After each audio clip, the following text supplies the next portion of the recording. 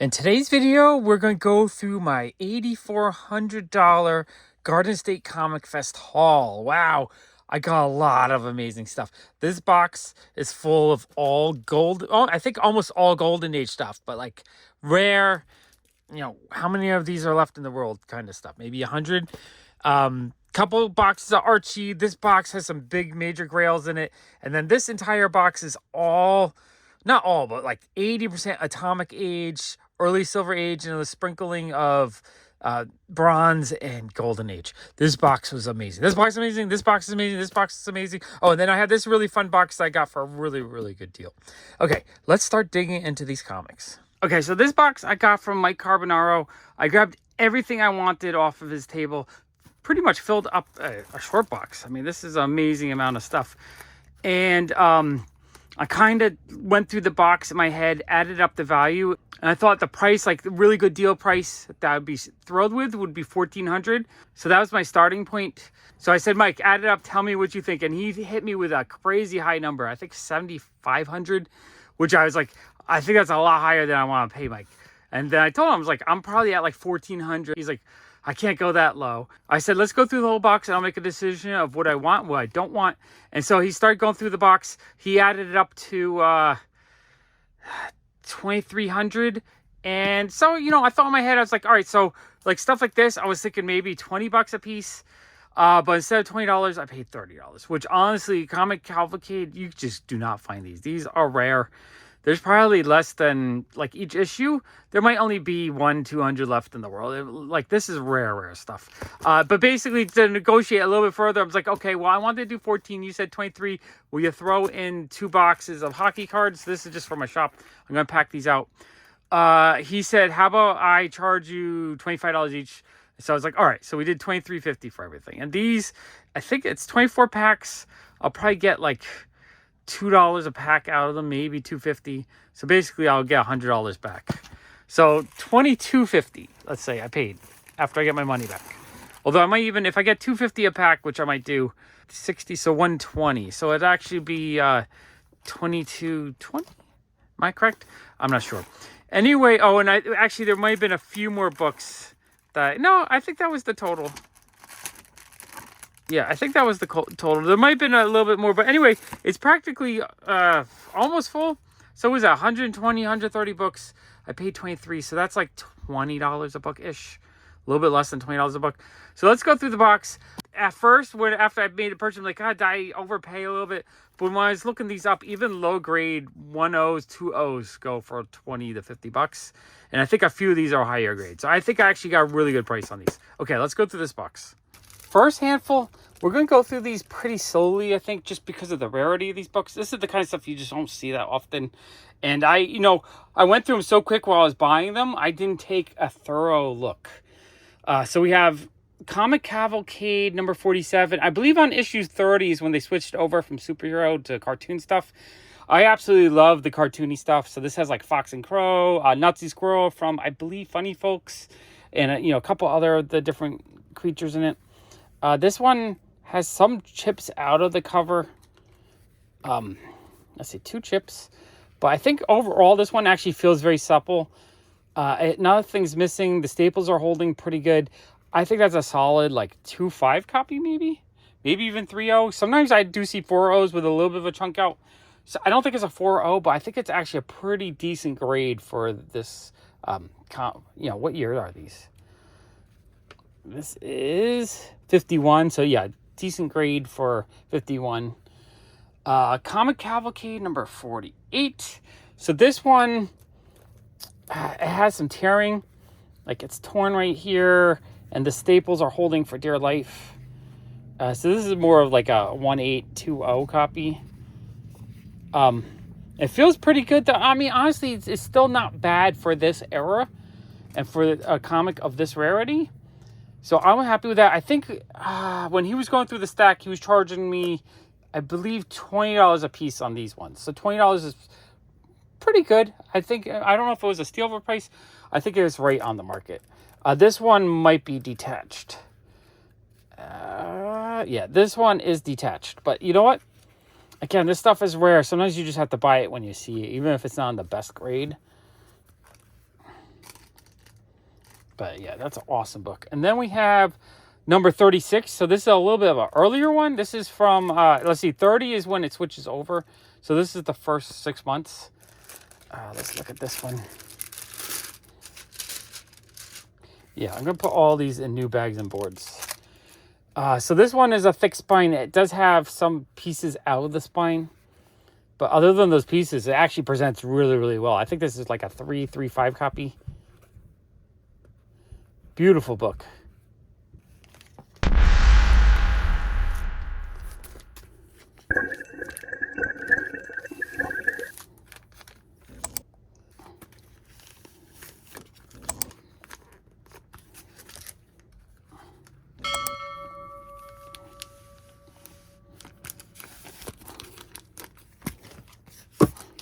Next handful, he had this one in a Mylar, but I think I'm gonna put it in a bag and board because this Mylar is pretty dirty.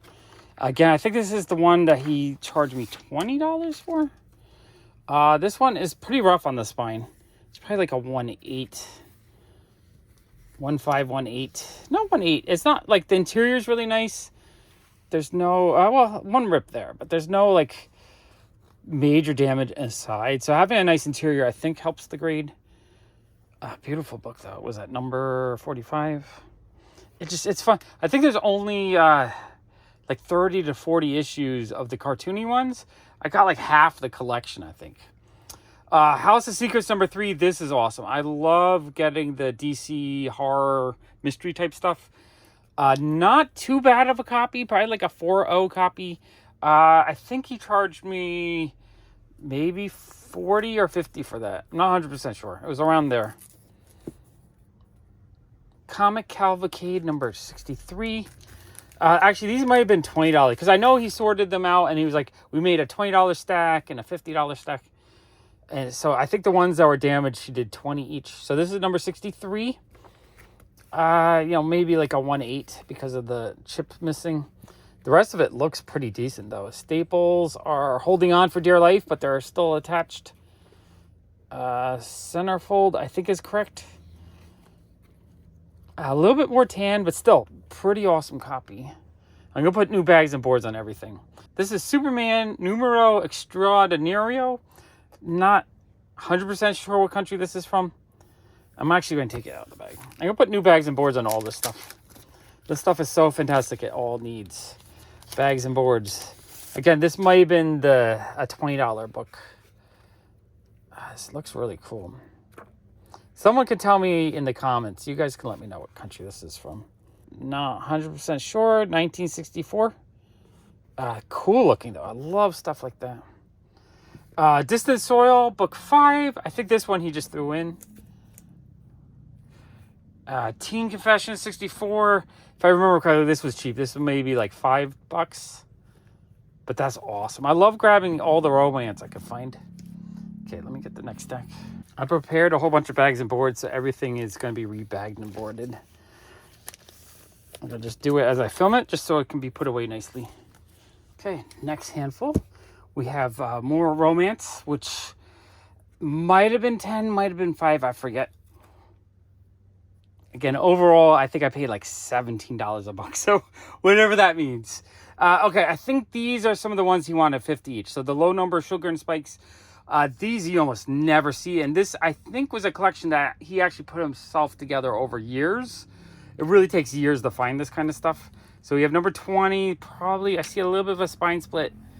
But the rest of it looks nice. Actually, I'm going to take it out. Going to rebag most of these anyway. Oh, there's 2 in there. So number 20 looks relatively decent condition. Nice lower mid-grade. Yeah, I'm happy with that. So this one might... Staples holding on for dear life, but it's attached. So number 20, these might have been the $50 ones. Number 20, number 19. Let's pull that out too. This is like the moment of truth too, because the deal was going like this so quick that it's just like, did I overpay, underpay? I don't know. Sugar and Spikes are so rare though, it's hard to evaluate them. This one looks like a solid 4.5 maybe. A little bit soiled on the bottom here. That needs a little absorberine should clean that up a little bit. Pretty nice shape though for a low number. That one's pretty awesome. Then we have number 16. This one has a little bit of staple rust. I put new bags and boards on all of these just because of how precious they are. A slight amount of water damage on it. So it has a slight must smell to it. So that brings it down. But it actually looks really nice inside. The interior looks great. So yeah, really happy with that. That one's a beautiful copy. Number 13. I mean, that's cool. We're getting pretty low here. I don't think I've seen many below like 50 in my life. Every once in a while, I might see one on someone's wall for like $100. Number 13. Again, it's nice. Like most of these look like 3.5s to 5.0 kind of copy. This might be 4.550 because there's just like a little bit of a crease right here. But other than that, it actually looks really, really nice. So this issue, and the interior looks just off-white. Like the page quality looks really nice. Issue like this could be $100 plus issue just because of the rarity. Number 9. So again, I believe we're still on the $50 pile. I might have mixed these up a little bit because I think the next one was in the $20 pile. So number 9, and again, this one looks to be in decent shape, maybe a 5.0 even, because there's no major creases or anything. Staples are attached very nicely. There's a little bit of an acid or dust shadow right there, acid burn, and a couple little water spots right there. Other than that, though, it's a really nice looking copy. That one feels like a higher grade. Number 18, I don't remember. I might have paid 50, which would be high on this one because this one looks lower grade. Again, and we were going quick, so it was more like I was going by the overall price, which I knew some stuff maybe I was overpaying. Like 50 on that, probably too high. 50 on that, amazing steal. 50 on that, probably still a really good price. Number 18, though, even this low grade, this is like with the tape. I'm guessing the cover was detached. Yeah, cover's detached. Even this is still probably a $20 to $30 issue. So it's not the end of the world. I may have overpaid on that one a little bit. Comic Cavalcade number 33. Now this one I believe was a $50 one. This is the 3rd issue once they started the cartoons. $50 is probably a steal on this one, honestly. Like it's got a little bit of a crease right here. Back cover looks really nice. Like, you know, some of the waviness that these thick issues get. This one feels like a decent, like, 5.0 copy, though. Someone can correct me. Is $50 a steal on this? Or was $50 too much? I don't know. I feel like it was a really, really good price on this one. Just the condition looks nice. And then Sugar and Spike, number 11. I believe this is another $50 one. Like, how amazing is this? I've knocked out a big section of the early Sugar and Spike issues. Over the years, I find maybe 2 to 4 issues from the run. Just looking at, in bins, trying to find them relatively cheap. These weren't cheap, but I still think they're way under the market value. It's the kind of thing that maybe it would be hard to sell at a convention because not everyone's looking for it. But if you're looking for it, you know how rare these are. This looks pretty decent. Probably another like 4 or 5, maybe even 5.0 copy. Well, really happy with those.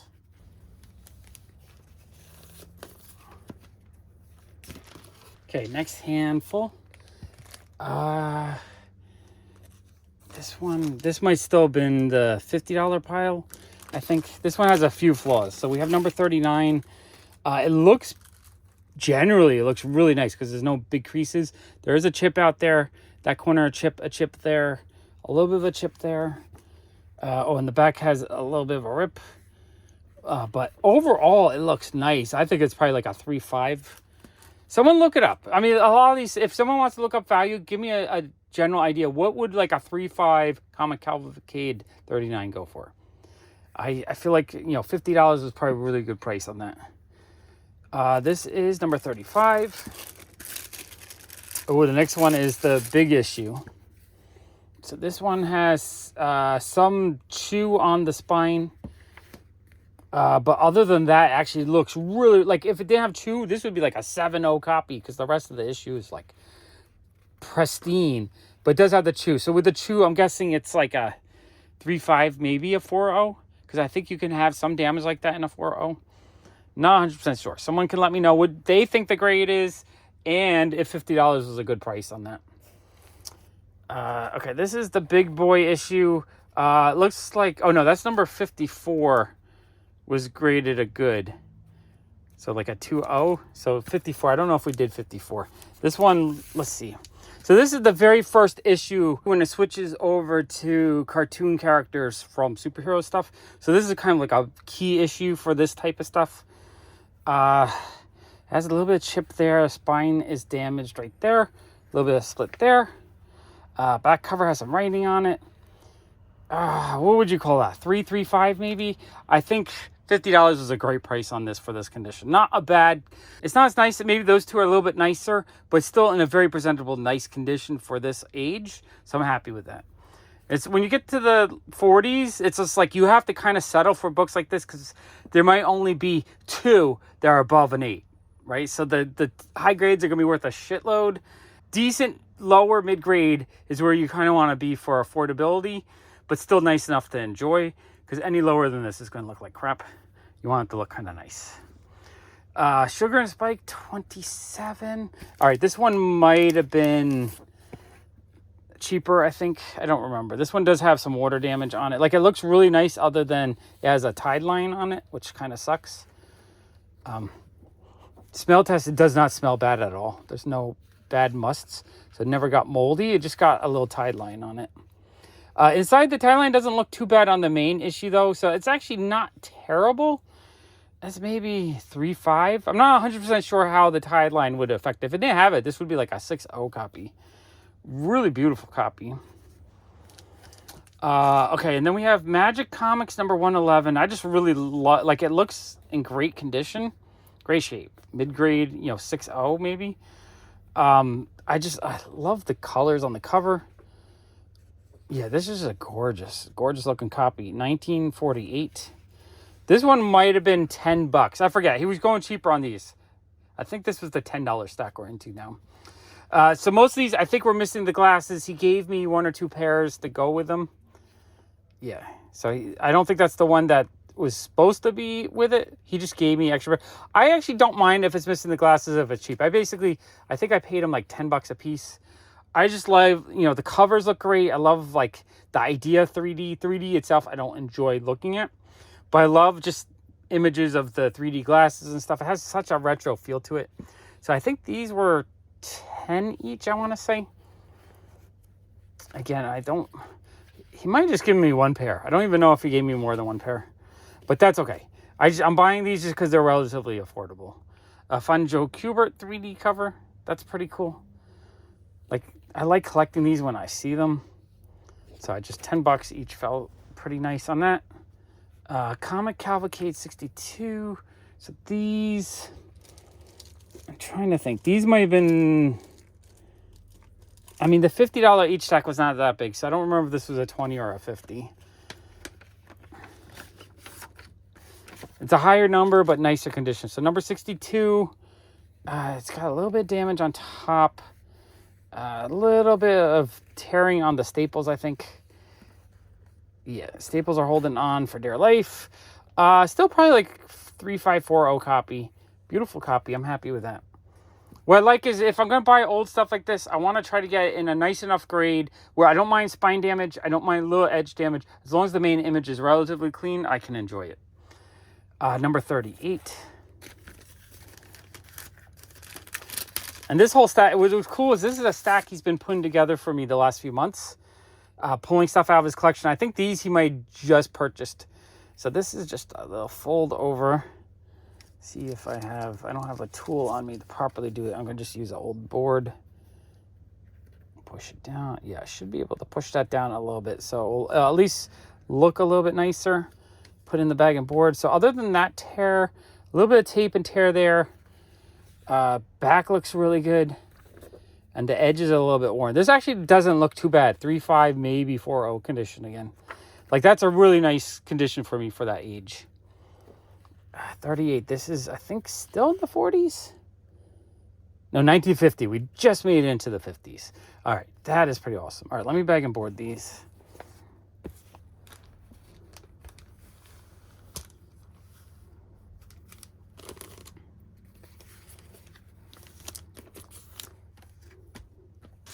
Okay, next handful.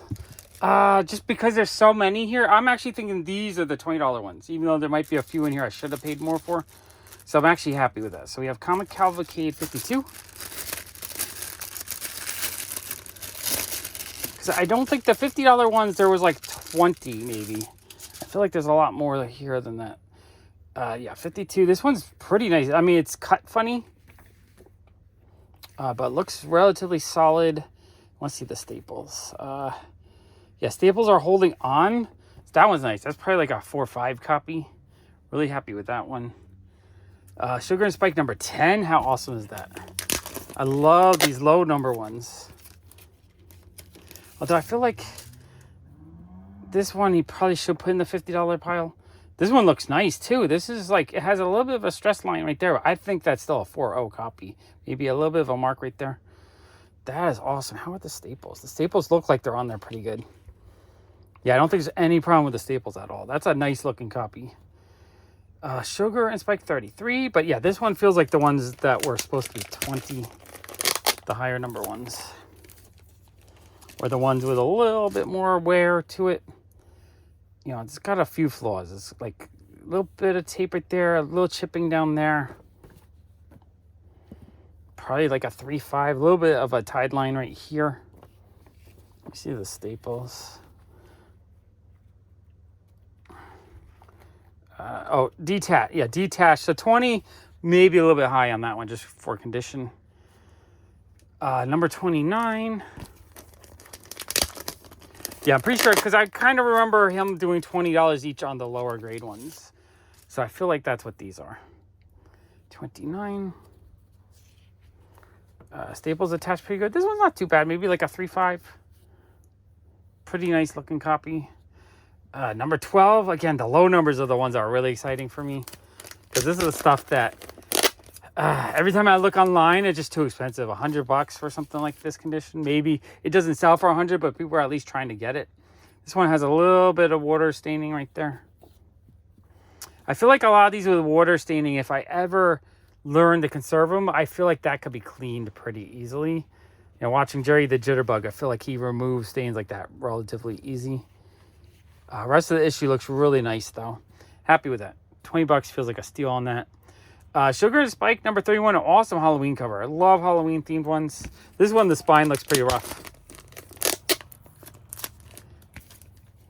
Again, this is something, I think he spent years putting this collection together. I mean, years, decades even. I don't feel like this is, unless he picked him up recently, I don't know. Bottom staple is messed. There's, you know, it's detached here. It's got a split. Top staple's holding on. That page is awesome. 2.0 maybe, just because of how split it is. 2.5 maybe. Beautiful copy though. I mean, overall presents very well. Another awesome Halloween cover. Man, I love the Halloween covers. Number 25. I'm going to put brand new bags and boards on all of these. This one felt nice. When I pull it out, it feels a little bit glossy. I don't see any major tears. Spine's a little bit worn. Yeah, probably 4.0, 4.5 copy. Maybe even 5.0 copy. That one's gorgeous. That's a nice one. $20 on that one is probably a really good price. Number 28, I am seeing a stain and some creasing there.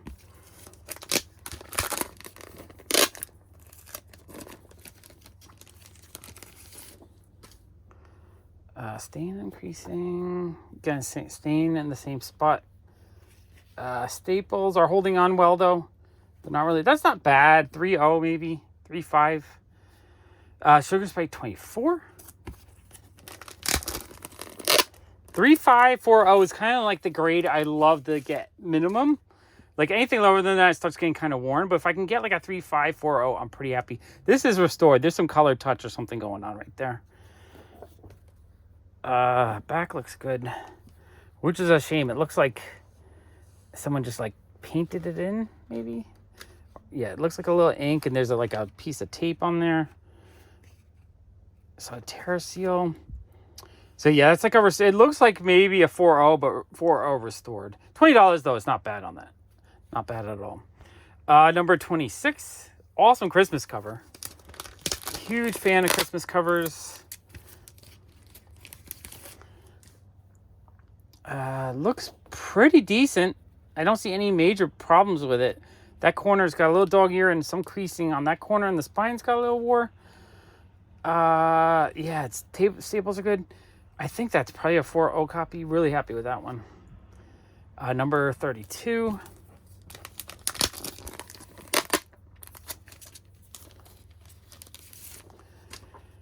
There's a little bit of wear there.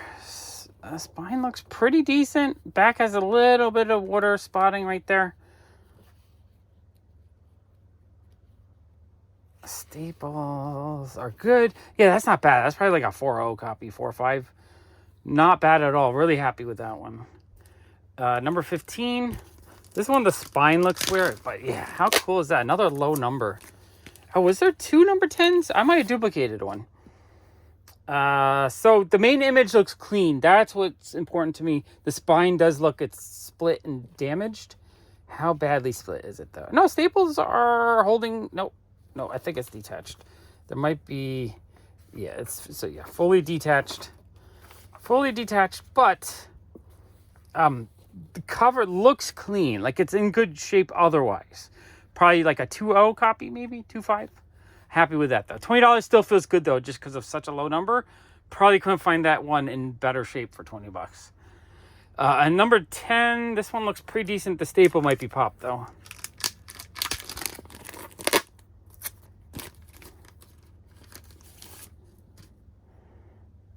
Okay. It feels nice and glossy though. There's like a nice shine to it. I love seeing an old book with shine on it. That staple, I think the bottom staple is popped. Yeah, bottom staple is, yeah,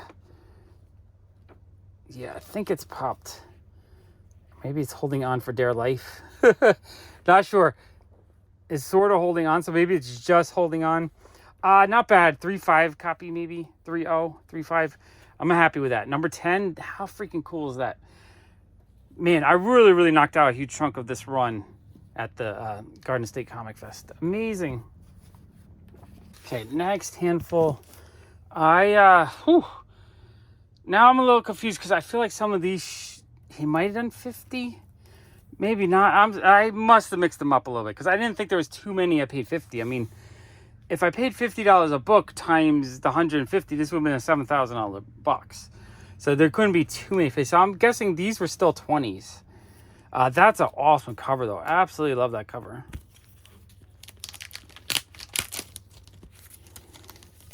It's a fun inside the movie theater cover. They're like, messing up the screen. It feels like relatively glossy. It does have kind of a beat up spine and a crease there. Staples are attached well. It's like a 3.5 copy, maybe. $20 for that feels like a good price. I don't think I paid 50. I'm pretty sure I paid 20 on that. Number 30. This one looks to be nicer shape.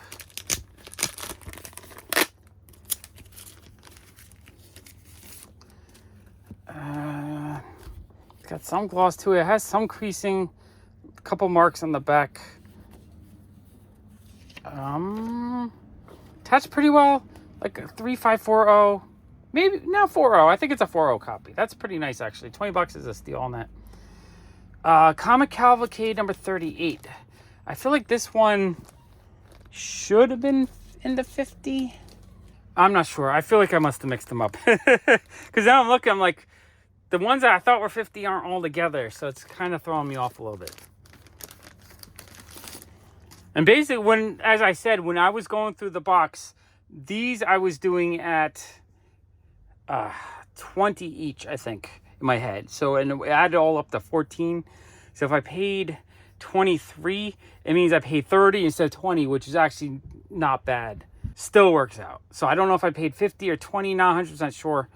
But I feel like overall, yeah, I got it for a good price. Pretty nice shape too. I think that's, like, it's got a little bit of a tear right there and a little bit of a chunk there in the bottom. I still think that's like a 4.0.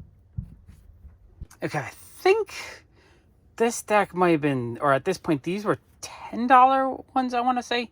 We have Atomic Mouse number 3. Spine has some chips out of it. There's a little chip there. Oh, and the back cover has chip out the back cover and the first page. Otherwise, though, it looks pretty decent. maybe like a 3.0 copy. So I think that was 10. Hit Comics number 57. I think this one was 10. He had that corner and a chip out of the spine. And the back has some chip, but like $10 feels good on this. Anything? I mean, it looks pretty cool inside. All right, that's a cool looking comic. Oh, I lost the chip. It's shedding a piece. Try to keep that with it. Real Screen Comics. I forget if he did. These I think were 20. I mean, I collect Fox and Crow stuff, so I'm actually really happy to get a bunch of these. This is not bad. Number 16 has some spine damage. So this is a little bit older. I think these are mid 40s, like 46, 47. No, 48. It just feels a little bit older. Interior is really nice. Really supple, not too tanned. I think that's a 3540 copy. That's a beautiful copy. Really happy with that. Okay, Real Screen 19. This one looks really nice. There's a couple little marks on the spine, a little couple on the edge, but the main image looks really clean. This might be a 5.0 copy. Really happy with this one. Oh, yep. Bottom staples holding on for dear life. There's something about this blue color on Golden Age books I just absolutely love, and this red color. Like, those are two beautiful colors to me. This is a really nice looking copy. Happy with that. Real Screen number, I can't tell, 5 maybe?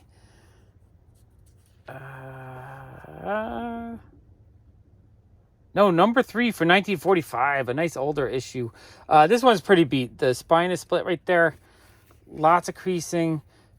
Big chip out there. I still think it like presents really well. It looks really nice. Maybe like a 2.0 copy.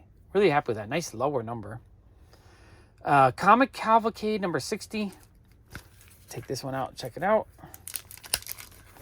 Yeah, I'm pretty sure we're still all in the $20 range. Let's see. This one, number 60. They're giving it a 1.8.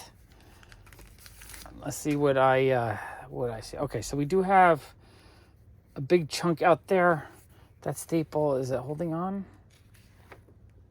Yeah, the staples are holding on. Back cover looks pretty good, actually. Like, it's torn right here, but I might be higher than it. I think it might be a 2.0, 2.5 maybe. Looks pretty awesome. Very happy with that. Sugar and Spike number 17, another nice low number. I just took a break and just like verify prices, and I was seeing kind of lower grade Sugar and Spikes, these low numbers still going for $40-50 kind of in low grade. So like $20 feels like a really good price on this. So there's some tape on there, water stain. Is the staples holding on or not? Top staple is barely holding on because there's a bit of a tear because of the tape. I actually think it's split like down to there. So maybe a 2.0 copy. Still awesome. Still very happy with it though. Sugar and Spike number 14. Man, all these low numbers. This is just freaking amazing.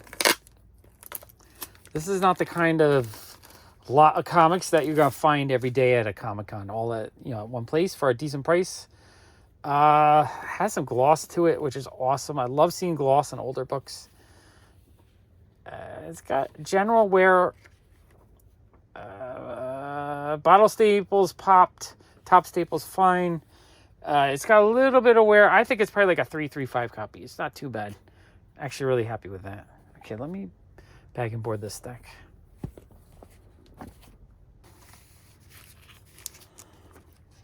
As I'm bagging these, something like this, when it loses a chip, I just put it in the back in case someone one day wants to try to conserve it. Just try to keep the pieces. Okay, next handful. He had a nice little stack of romance. Every time I see romance with the prices right, I'm just going to grab them all because they're kind of hard to find. These, I think these were $10 each. So we have High School Romance number 42. Looks in pretty decent shape. I think that staple's actually detached. Yeah, and bottom staple's holding on for dear life, and there's a little bit of rust on them. So it's probably like a 3.0 copy, but looks like a 5.0 copy. That's actually pretty nice. We have Jigsaw Man of 1,000 Parts, #1. This one's in pretty high grade, probably like a 6070. I don't remember. I think this was either 10 or 5. Girls Romances, #22. This one, the spine is a little bit messed up right here, I think. Staples are holding on well, though. So, yeah, that's probably like a 3.0 copy. Not bad. $10, I believe. Bride Secret. I don't know the number on this. I think the spine... Yeah, the spine has a little bit of a tear. Oh, the artwork's lovely inside. Oh, that's kind of nice. Back cover has a little bit of staining, like some... It's not foxy, it just looks a little browned or tanned, but like in a blotchy and maybe a little bit stained. Probably 2530 copy.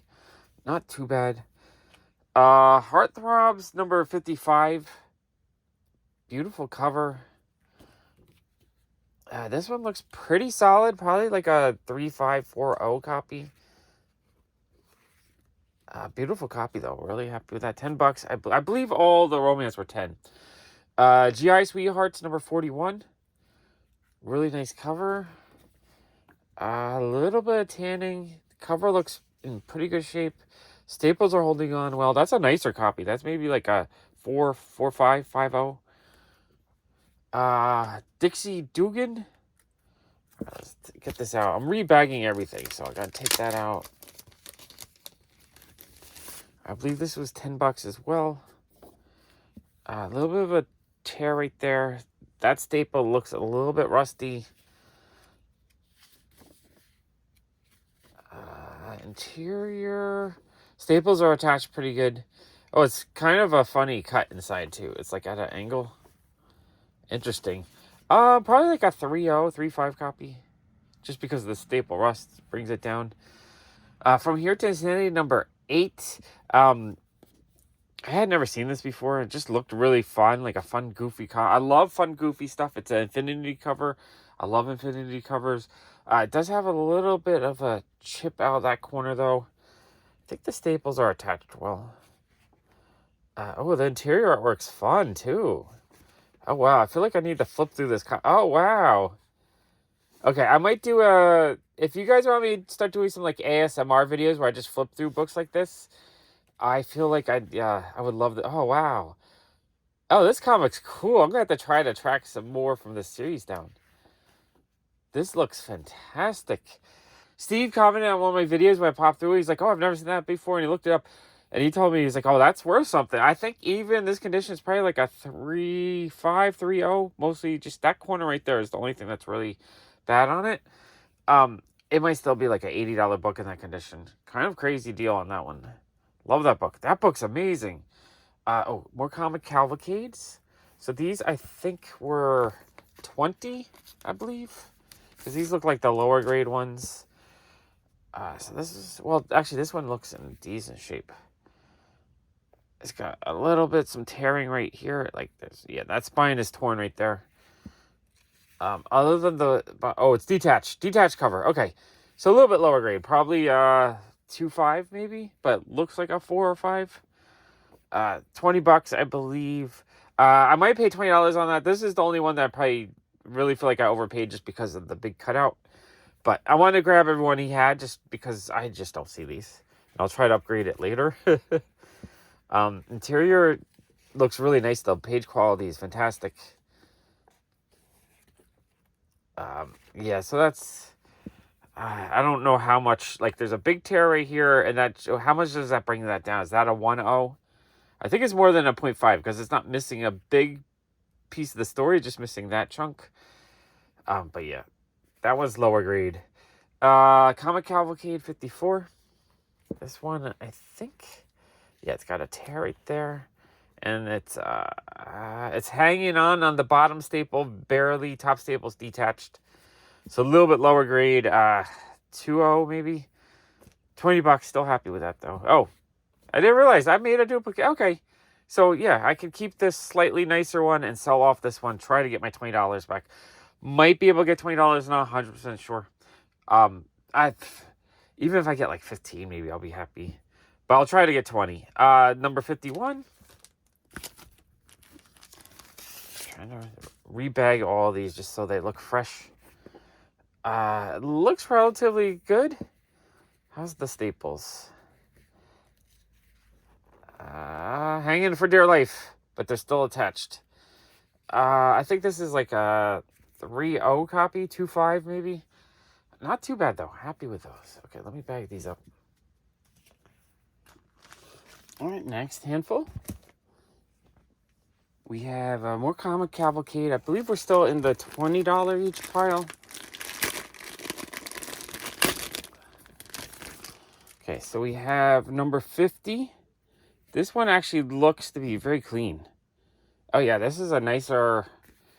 well, maybe that staple might be coming loose. Let's just see. You can't fully grade till you see the interior. But all right, so it's detached.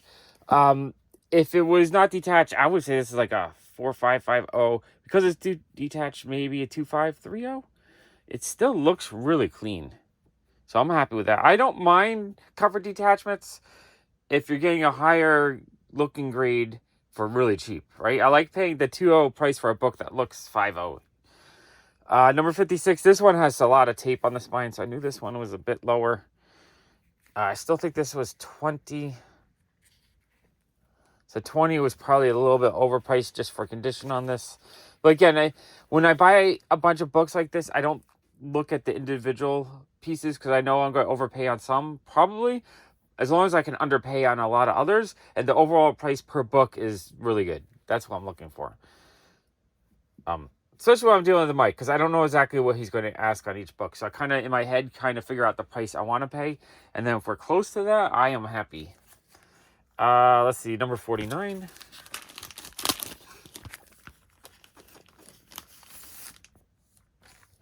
Oh, this one has a little teeny piece of... So this one is brittle because in the bag there's a chip, which when I bag and board this, I'm going to want to put the little chip in with it, just in case someone wants to conserve it down the road. This one feels like it's, oh, yeah, there's a big spine roll for the interior. Like the pages are really spine rolled. Lower grade. It looks nice though. Like the main image is not damaged. So it's probably like a 1.8 maybe. Maybe a 2.0. No, just like I'm not 100% accurate on what detached staples do to it. Like if these were still attached but look this damaged, I'd say it's like a 3.0, 3.5. Pretty cool though. I'm still happy with that. $20, sure. Let's see. We have another one of these fun international Superman. I think that was still $20. We have a really nice Blackhawk 151 with Lady Blackhawk on the cover. That is a lovely copy. I think this one had a couple light water stains, but other than that, like I see a little bit of a tide line right there. Oh, it's very minor inside. Oh, I love that page. Look at that splash page. This looks like maybe a 4.0 copy. Oh yeah, interior is gorgeous. Not a bad. Oh, a little bit of a tide line right there too, but not bad. I still think it's probably like a 4.0 copy. I believe that was still $20. Really happy with that. That feels like an amazing price. Detective 321, really fun issue with Batman and Robin and the Rockets, and you have these anthropomorphic people right there. Looks in pretty decent shape. I believe I paid $20 for this. I want to look at the condition. It's got a little bit of like a ring or something going there, but the rest of the issue, a little bit of a tear right there. Staples feel very solid. Yeah, staples are very solid. Oh, that's a fun page. This is a cool looking Batman comic. Oh, that page is cool looking too. Martian Manhunter fighting some kind of cosmic dragon creature. Oh, that's a beautiful comic book. $20 was probably a steal on that. I bet that's worth a lot more than $20.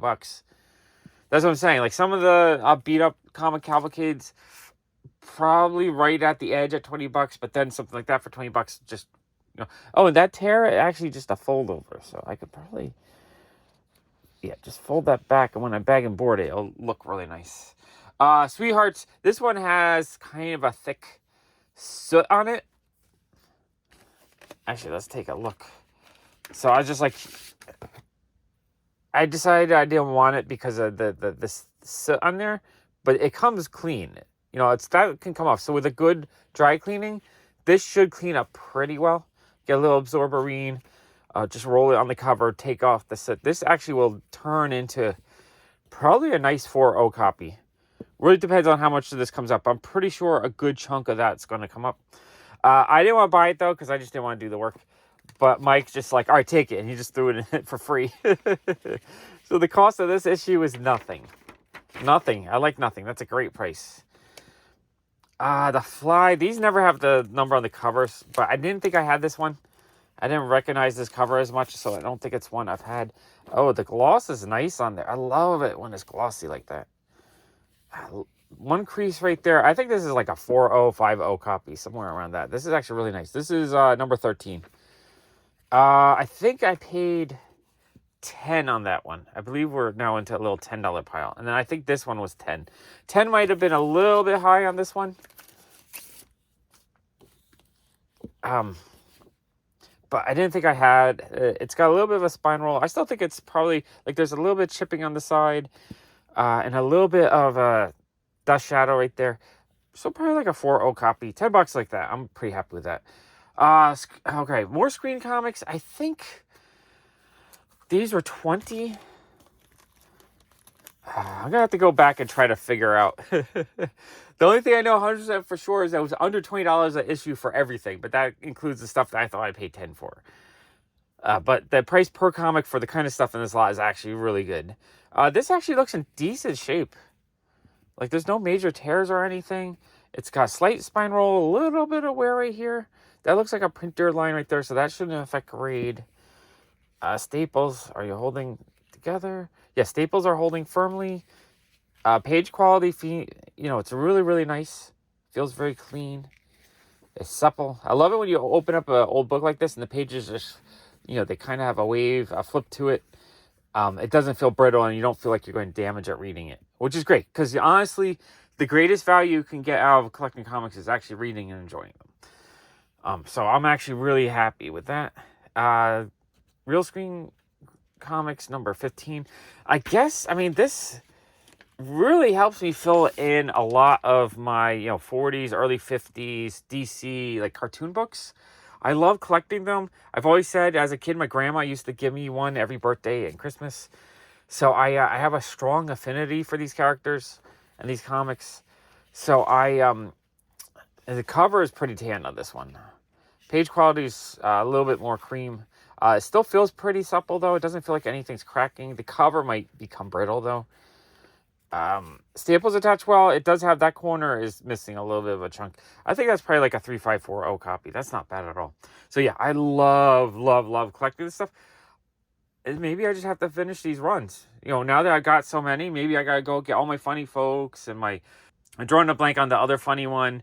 The Fox and Crow, the Real Screen, all of these. All right, these are awesome. I'm gonna bag and board this deck. All right, next handful. All right, we got a Real Screen 16.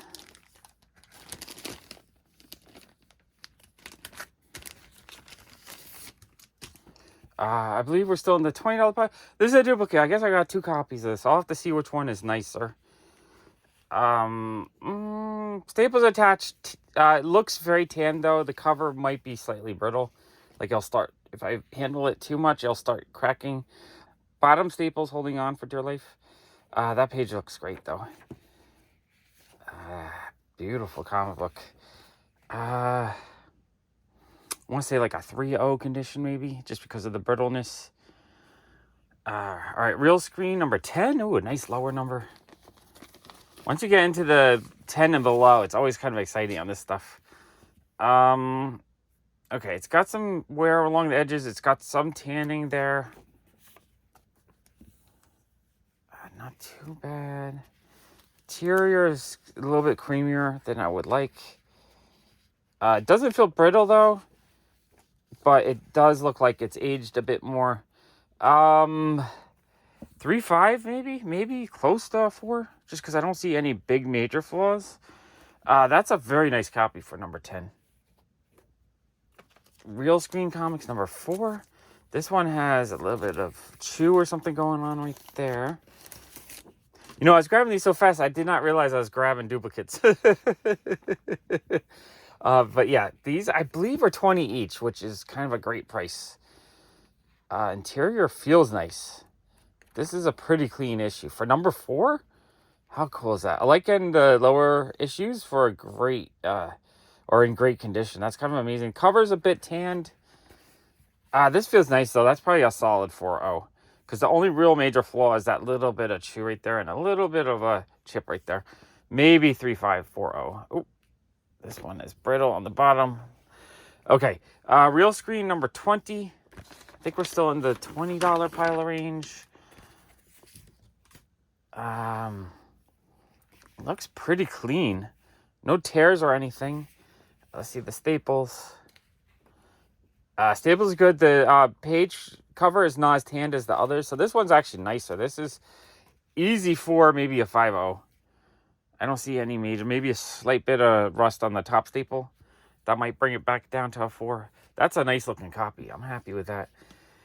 Blackhawk 77. This cover is awesome. I love the covers on the Blackhawk series. I think the line art is like, it's got really fine detail. But the colorist was amazing. Like the red lit, you know, he's being lit up by the redness of this. This is just a beautiful cover. Blackhawk 77. I just love the weird sci-fi themes. And this one is in really nice shape. This is probably like a 5.0 copy. Like, oh, the interior looks awesome. Really, really cool looking book. Wow, that is gorgeous. Yeah, I mean, the spine has a little bit of wear. I think, oh, and there is a tear on the bottom here. So it's maybe a 4.0. It's at least a 4.0, maybe a 5.0. Beautiful looking copy. Dollman number 26. I love collecting Dollman books. This one, I believe, was 20, I think. I think this might all been still 20. This one looks in oh, yeah, the cover quality is not tanned that much. Page quality is like a cream, maybe off-white. Fun Torchy. I like collecting these for the Torchy as well, because the Torchy pages are always so beautiful to me. Love the art on the Torchy. Oh, that's nice. That's probably a 5.0 copy, maybe? 5.5, maybe? That's a nice looking copy. Animal Antics number 7. This one is a little bit beat. You know, he had it at 40, but I'm pretty sure I paid 20 for this deck. This one it feels kind of gritty, so it's going to need a good dry cleaning. Staples got some rust. It's got a spine roll, a chip missing there. That cover feels gritty. Yeah, this guy needs a good dry clean. Staples are pretty solid, though. They're a little bit detached. Not detached, but like a little bit of tears. Centerfold, I believe, is correct. Yeah, there is some staple rust there. I think that's like a 2.0 copy, maybe. It actually doesn't look like the main image is pretty solid, so I'm actually happy with that. I'm going to put it to the side, though, because I don't want to mingle the dirt with the other comics. We got Secret Romance number 9, early bronze romance. That cover is lovely. This one, I think, was either 5 or 10. Looks in really nice shape, too. It's probably like a 5.0, 6.0. Nice higher mid-grade copy. Really happy with that. Teenage Love 68. Really fun cover. Again, I think these ones were 5 each now that I'm looking at them. Because if he had said 10, I'd be like, oh, will you do 5 on those? I feel like 5 is the price I would want to pay on them. Young Love 79. This one, it's got a chip in the spine right there. So this is chip there. This is maybe a 4.050 copy. Swing with Scooter 26. This one looks pretty decent. Maybe like a 5.0 copy. I love grabbing them from that series when I see them. Millie the Model 188. This one has, some creasing. I think these were all 5. I feel like this is the 5. He might have even thrown in 1 or 2 of these. So yeah, I love collecting Millie the Model. We have Where Monsters Dwell. Another mid-grade copy, number 3. Not bad. Creatures on the Loose 11. Mid-grade copy. Has some flaws, but it doesn't look terrible. Where Creatures Roam, number 3. A little bit stay. Still, 4050 copy. Ghostly Haunts number 30. Looks pretty good. Maybe like a 560 copy. I don't think I've seen that cover before, so that's actually really cool. Love that. Ghostly Haunts number 36. Nicer, higher grade, maybe like a 7.0. Couple spine ticks. Maybe approaching an 8. Happy with that. Ghost 11. This one looks like a 7.0, 8.0 copy. So really, I love the cover on that. That's amazing. Sweethearts 122. This one does have one little bit of crease there. They got it at 6.5. I think maybe the crease brings it down to a 5.5. It's right around there. Haunted number 1. That's super cool. This one, after I bought everything, like I had rejected this candy because it has like a weird glossy. I don't know if that's some kind of weird glue on there or if it's restored. So like it relatively looks good. Like the main image is not terrible, but it does have some flaws. So I had put it back. I was just like, I do love collecting candy. I think the artwork is a ton of fun. It's like kind of goofy and cute and fun at the same time. Really, really love it. As I paid for everything, I was like, I didn't want to pay PayPal again. I was like, Mike, will you throw that one in? He's like, sure. So that one was for free. Okay. Then I was still digging. I bought this one after I bought the main pile, which I think I still have a little bit more of the cartoony stuff. This one, I asked him how much he wanted, and I think it's like a 4050. No, it's probably a 50 copy. We could take a closer look at this.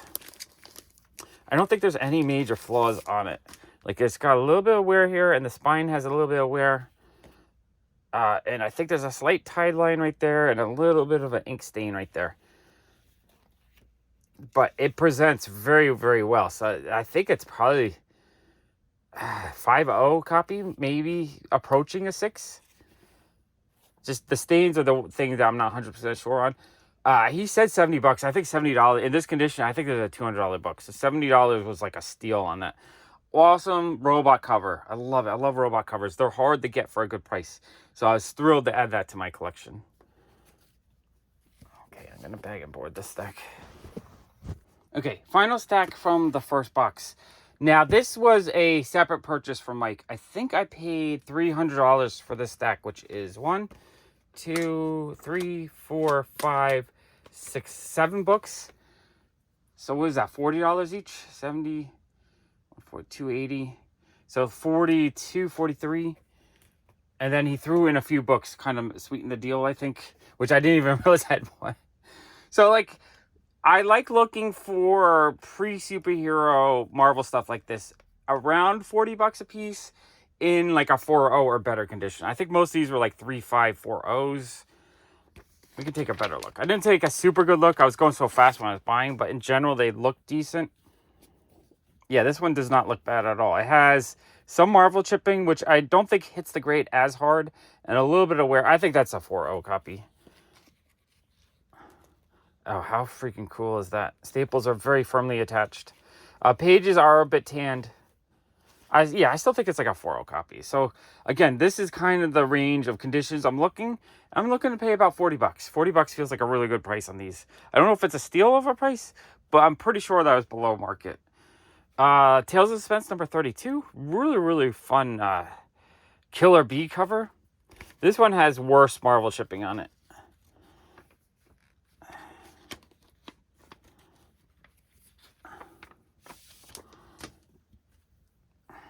That Staples, kind of brittle on the spine. It has a lot of Marvel chipping. Staples are firmly attached, though. Maybe like a 3.5, 3.0. So it's a little bit lower grade than I want, but I still feel like $40 is probably a really good price on that. Number 26, so we're getting a little bit lower. This might be in the same like 3.0, 3.5 range. It's got some general wear along the side. Let's see, it's a little bit spine roll.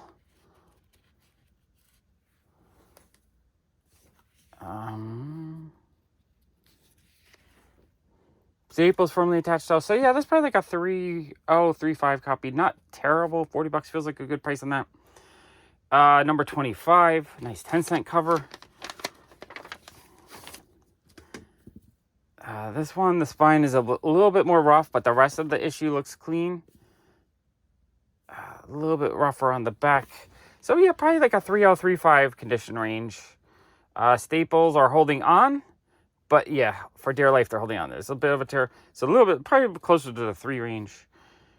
Still very happy with that. Number 24. This one, I think, looks a slightly better condition. Oh yeah, this one has a bit of gloss left on it. I love when I grab an old book like this and it's still glossy, like a new book. Has a little bit of wear right there. Couple of spine ticks and like a line like there. Back cover is pretty good. Staples feel pretty good. A little bit of tanning on the cover. Interior is like off-white, maybe. No, probably off-white pages. Doesn't look good. That's actually pretty nice. That might actually be a 5.0 copy. I think that one is actually a little bit higher grade. That would, for $42 or whatever I paid, that feels like a steal on that. Okay, number 22. Man, this is cool. I got some lower note. I really grabbed a lot to knock out my run here, which is kind of awesome. This one has some damage here, some wear here. Back cover, some general wear. Not bad. Again, it's probably in that like 3.0, 3.5. The staples are great. Oh man, the interior looks amazing. Love stuff like this. Oh, that looks amazing. Yeah, so that's probably a 3.0, 3.5, maybe 3.5. No, 3.0 copy. 3.0, 3.5, somewhere around there. Nice copy. That's like, I don't really want much worse than that, but that's a very acceptable copy. Number 27.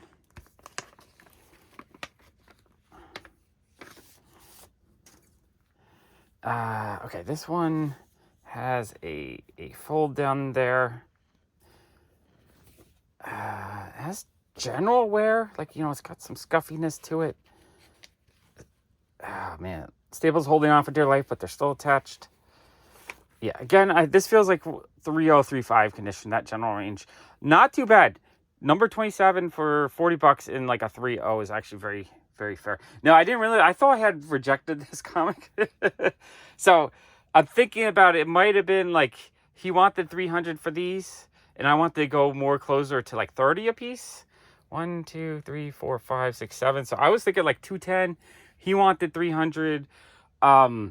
300 is still a very fair price though. I had just spent a lot, so I was trying to save a few bucks. And I think he threw in 3 books just to like sweeten. He's like, all right, I'll throw in these 3 books, make it 300. I'm like, okay. So we got World's Finest number 90. This is actually an issue I really want. I think this is like her second or third appearance of Batwoman. A lovely cover. Absolutely love the cover.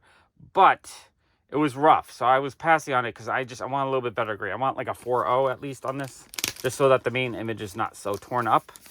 It does look it's worn. It's got a lot of creasing. Tear on the spine. Staples are holding on for dear life.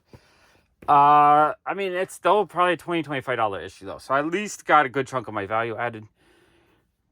Yeah, it's cool. It's a good place marker until I can find a nicer copy. Let's see. Oh, I didn't even look at this. So this is just some random book. Random book. And then Creeper number 4, again, it was a little bit too low grade for me. And I think I have a copy already. So I think that was just another throw in. I still very happy with those. I think that was a really good price for those, especially the the Tales of Suspense. I think it was a really good price for those. Okay, let me bag and board these. All right, this box has some expensive comic books. I paid over $4,000 for what's in this box, I believe. Really, really big books in here. Amazing stuff. All right, let's go through this box. Big boy book time. Let's have a little discussion of this purchase. So I saw this go, so I do want to put this whole run together. It's just such a lovely run, especially the Frank Frazetta covers. I saw this one. It looks really pretty. Like let's see if I can get in here. There's like no spine ticks at all. And on a black cover, this is almost always kind of like slightly damaged. It looks super clean. I think there's one hairline. I can't even see it right now, but I think I saw one hairline spine tick right there.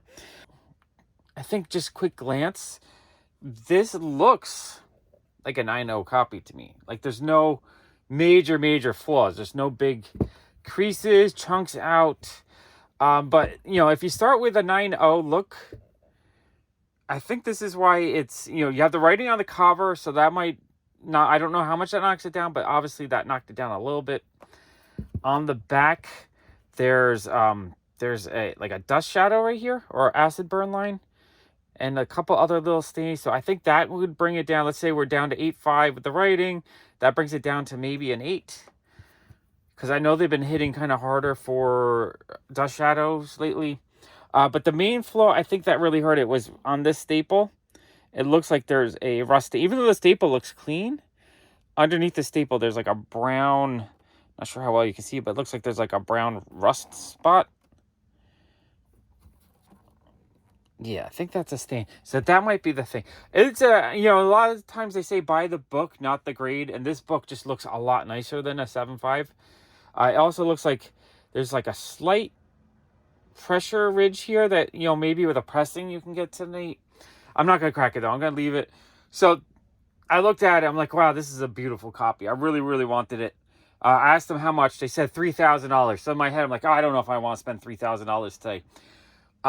It felt like it was around the ballpark. I didn't do the research, but I knew the higher grade ones could hit that like $2,000 to $3,000 range. So I thought in my head, you know, if I can get it for like maybe $2,500, I'd be okay. Because that $2,500, maybe I'm overpaying by a little bit, but just a really nice looking 7.5. So they had other books. So I put it to the side and I was looking. So he wanted $3,000. So I was looking. I found this book. I wasn't sure if I had a copy of this. I have so much Dave Stevens stuff.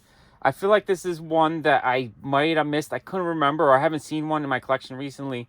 So I decided, you know what, let's pull that out. I'm trying to sweeten the pot. One way to negotiate sometimes is if you can't get the price you want on a book, sometimes you just start pulling some other stuff out just to try to sweeten the pot. I do see one spine tick there, but other than that, it's pretty nice. Maybe a little bit of a mark there. So maybe it's like a 9.0, 9.2 copy. Probably $40-50 in that condition. And then the other book I pulled out is one that I've been looking for a while. Really cool modern key. It's the 1 in 100 sketch variant. Michael Turner cover of the first appearance of Old Man Logan. Awesome comic book. Actually, I'm going to take this. I'm going to rebag both of these. Just because the bags are kind of beat up and I want to make them look nice.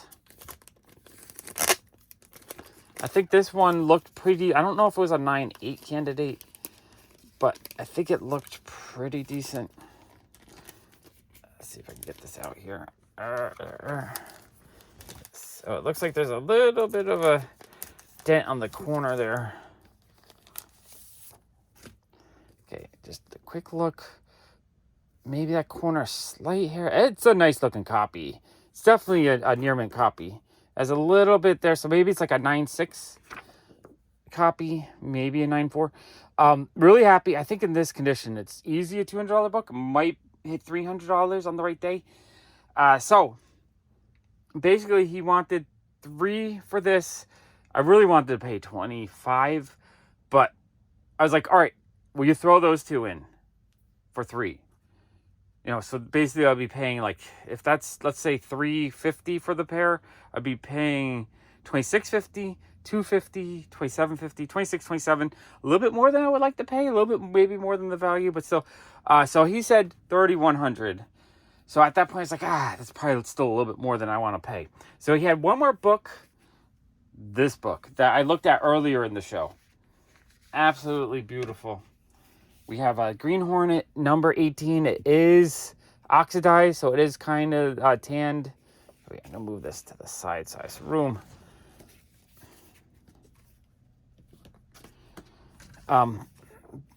But there's no major damage in this book. It has a little bit of a line crease right there and a little bit of wear on the bottom here. And this staple is holding, it's just a single staple book, holding on for dear life. Yeah, right there. It's like, I don't want to mess around with it too much just because of how nice this book is. I think this is a solid, just the staple is holding on for dear life. Spine's a little bit torn up. I mean, it could approach a 4. I think it's probably like a 3.5, maybe a 3.35. in that grade. I saw similar condition ones, 3.5, 4.0 selling on Heritage for like 1,200, 1,300. So if it's a little bit under a 4, it might be 1,000. So, I mean, this book is rare enough. Both these books are actually pretty rare. That's hard to, like, get the exact value. I think that could be $1,000. When I first looked at it, Mike wasn't sure of the price. He thought it was 500. At 500, I would have snapped up just like that. But he's like, no, it might be more. I have to double check. So he double checked with the other guy who owned the book. He said 1,000. So 1,000 is like right fair market value. And I always look for bargains. I wasn't quite ready to just buy books at full market value. So I was like, we had this, he wanted 31. I was like, you throw that in, 35. Because I want to get that down to like 25, right? And he's like, oh, no, this is like $1,000 book. So he hit me with 3,800, which at that point I was just like, all right, if that's $1,000, this is like 250 to 350. So let's just say 3. So that's 1,300, 30, 28, 25. Okay, I hit 25. That's what I wanted to pay. So I was like, okay, let's do it. I had to finagle to make sure I had room on a credit card because it's a kind of a big purchase, which I did. Took me a few seconds to figure it out. So I paid 3,800 for the 4 books. I am so thrilled. This is the kind of stuff I wish I could afford a couple a week. If I could buy 2 books like that a week, I would have like one of the most amazing collections ever. It's one of those things where I occasionally splurge, and now I got to pull out a bunch of stuff out of my collection to kind of pay for it. All right, I'm going to bag this up real quick. So yeah, what do you guys think? Do you think if one of you guys want to kind of research prices, 3,800 for these 4 books? I mean, this Schomburg cover is absolutely gorgeous. This is to me just an amazing modern key, just a beautiful Dave Stevens book. This, maybe between a 9 and a 9.4. This is probably 9.4, 9.6. This is probably 3.5, maybe approaching a 4.0. This is 7.5, but presents very well, like it's a little bit nicer. And then here's the elephant in the room. Now, he said that this book was somehow related to Jerry Siegel, as in it was used. It says note inside back cover. There's apparently a note inside, and apparently this book was used at like the Superman trial in the 70s. I'm thinking, or maybe the Ghost Rider trial. I'm not 100% sure, but there actually might be some provenance to this book that actually makes it way more valuable. I thought in my mind that I would be able to, go home and look up this copy and see with the note inside the back cover and kind of figure out. I wasn't able to figure out. If one of you sleuths want to research this and find out for me, if you can find any information, that would be amazing. I didn't really ask for provenance. Next time I talk to Mike, I'm going to ask if his friend has any more information so I can research it more. Because it might go from, I paid fair market value for it, $2,500, to this could be like a $6,000 book if there's provenance to it. If it can prove that it was owned by the creator of Superman, that would be freaking amazing. Either way, I am thrilled. These are just amazing. These go into my top books of the year. There's no way I'm going to get any books better than these. These are like cream of the crop kind of books. Okay, let's get to the rest of the box. Okay, from the same booth, from the third vendor that was selling with Mike, I picked up one of my top wants. Honestly, top 5 wants right now. First appearance of Batgirl in a 5.5. Now, I've been looking at 5s because that's like the affordable range. Last year, a 5.5 was like $1,000. I'm just like, okay, that's probably the max I want to pay. The only problem is every time I saw a 5.5, the purple would be so like scuffy. Like there'd be like a crease line here, a crease line here, a crease line here. I looked at this copy and it has some spine stress and it has some light wear on the edge, but the middle is absolutely clean. I was like, this is a really nice looking 5.5. Like, this is very presentable. If I saw this roll, I might think that might even be a 6.0, just because there's no major creases. It's just a little bit of edge wear. I was like, you know what? I think this is the copy I want to buy. And here's the thing. They had it marked at $700, which I think was slightly under market right now. Obviously, 700 is like almost, 40%, 50% off of what it was a year ago, maybe 50% off a peak. I said, what's the best you could do? He said, I'll take $650. I paid $650 for that. I feel like I've been looking at this book, looking for one in this condition at like $1,000. I was freaking thrilled to find one at $650. Now I'm looking for a Batman 181 First Poison Ivy. Same issue. The red on the Poison Ivy always looks scuffed up. I would like to find one in like the 5.5 to 6.5 range, but one that looks clean, just with a little bit of edge wear. I don't know if I'm going to find. I might end up having to pay, instead of paying like $1,000 for the Batman Way 81, I might end up having to pay like $3,000 and get like a 7.0, 8.0, just because I love Poison Ivy. I want one that presents really well. But if I can get 5.5 that looks this nice, I'll get that instead. Because I'm going to buy the book, not the grade. And I'm going to buy it at the price that I think is most affordable. Because I'd rather have 3 amazing books like this for $3,000 than, one book. Because I want to own all of it. But it's hard to own all of it if it's super expensive. Okay, let's see what else I got. All right, for $60, I got a Bob Hope 104. One of these most amazing Bob Ostner horror covers. This is my perfect type of book. This is just like where my heart swoons. This is like the kind of book I love to collect. Just Halloween themed, Frankenstein, Dracula, the Mummy. I guess that's the werewolf. He's like a really cute werewolf. Awesome cover, decent grade, 7.5. $60, $60. I think the book raw, $30, $40. So this is less than the cost to get it graded. Fantastic deal. And it looks really, really nice. Like, these are usually pretty beat. The only flaw I see on it is like there's a little bit of wear on the spine there. It looks really, really nice though. That's a gorgeous book. And then at the end of the day, like, this is one book I saw that Mike had. He quoted like $200. He's trying to get me to buy the whole stack. This is the first one graded, I think. First time anyone graded this one. And so I just could not figure out what this was valued at. You can get raw copies for like $20. So I was just like, I don't think I want to pay $100. If he had said $50, I probably would have jumped on it. I said, Mike, I spent too much for the day. I don't think I'm in the market for one of these for $100. Later in the day, like an hour or two later, I walked by. He's like, hey, Sean. I was like, what? What's going on, Mike? He's like, you know what? How much you spend with me today? I spent, a fortune. He's like, I'm going to give this to you. So Mike gifted that to me. How freaking sweet was that? I love leprechauns. I'm a huge fan of leprechauns. It's one of my favorite mythical creatures. And I love mythical creatures, Bigfoot, fairies, but leprechauns. Absolutely love leprechauns. I grew up a big leprechaun fan. So I knew I had to have this. Having him throw it in for free was amazing. I'm actually thrilled to have that. Such a great book. Okay, and then from one of the vendors selling with Mike, I got, what was that? Airboy. Not sure the number, but I believe he gave that one to me for $20. I love collecting the old school Airboy books, especially the ones with the heap in it, because I love swamp monsters. But this one was pretty cool. $20 made me happy on that. Not in the best condition. It's probably like a 2.5, but $20 is a really good price on that. Hard to find those for a good price. And then he had a really nice higher grade Superman 147. This has got to be like a 7.0 copy. He had it marked 100. He gave it to me for $70. First appearance of the Legion of Supervillains, like a really cool key issue, high grade, $70. I feel like that was a steal on that one. Amazing, amazing book. And then he had the Super Mario Brothers 2. He wanted 40. I didn't want to pay 40. I wanted to pay 30. I put the book back after like 10 minutes. He's like, you know what? I'll do 30. He had to think about it. I guess he didn't want me to walk away not buying it. So I was happy at it.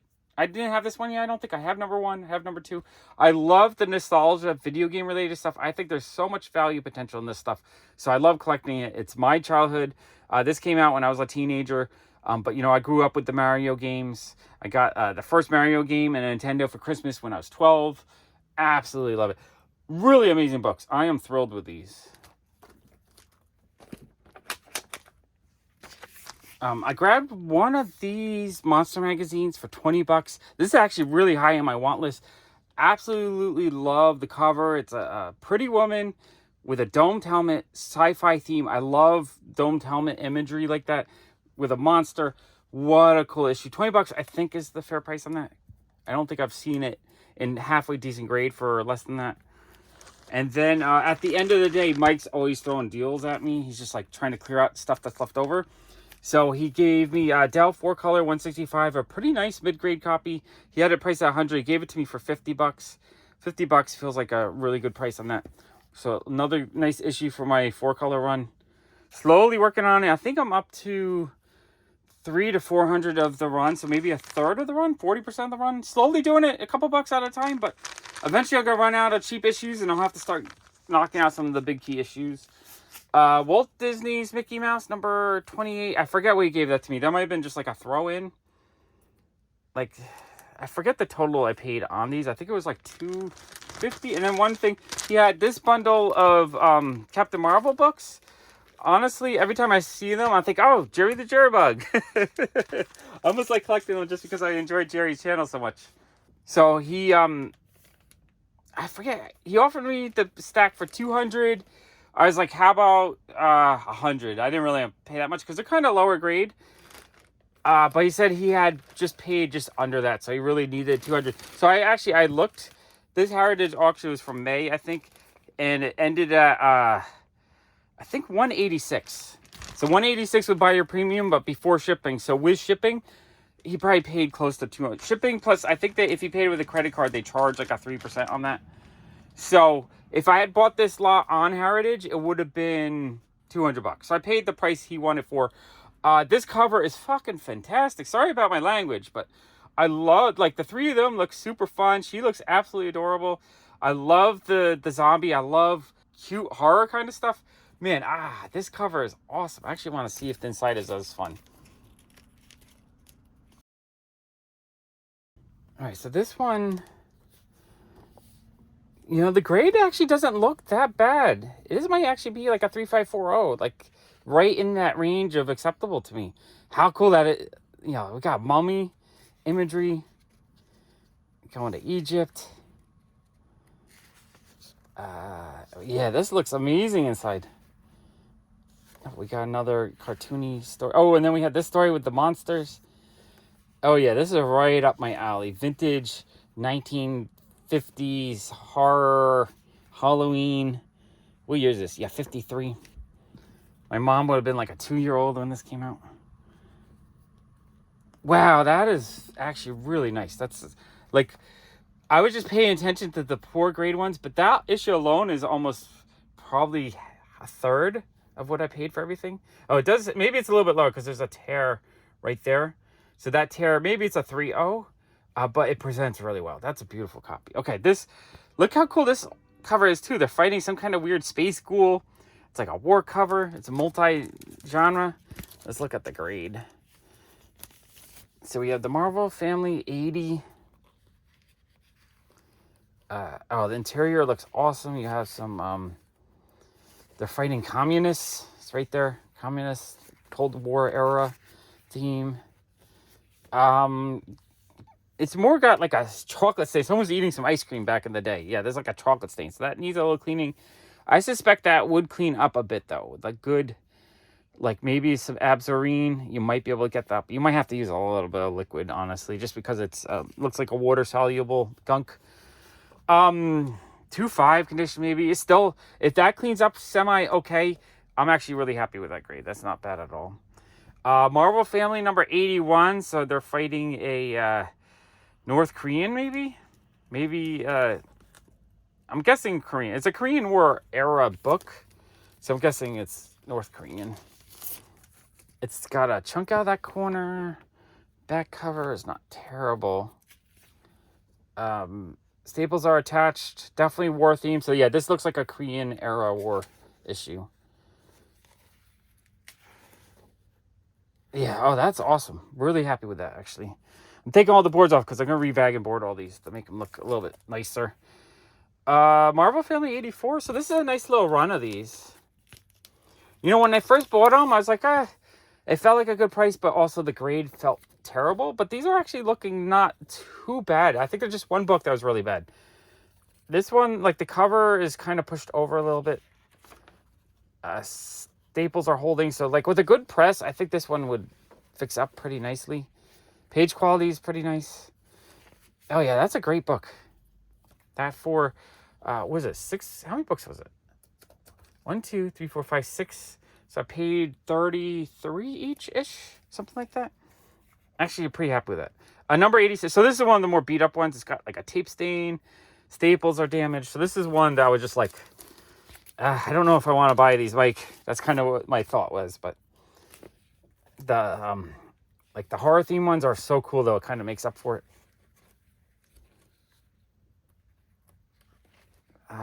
Yeah, oh yeah, it's detached, held together. 1.8 condition maybe. Much lower. And then this cover, I absolutely love this cover. Honestly, this is what, so I was going through this stack. I was like, I don't know if I want to buy it. But this cover, I love the artwork. Mary Marvel just looks really cute. She's got the acid on her head, just bouncing off and burning the floor. Captain Marvel has the axe hitting his head and cracking. Like it's like a modern day prank. It's like a YouTube prank imagery, but on a 1950s comic. Wow, this is great.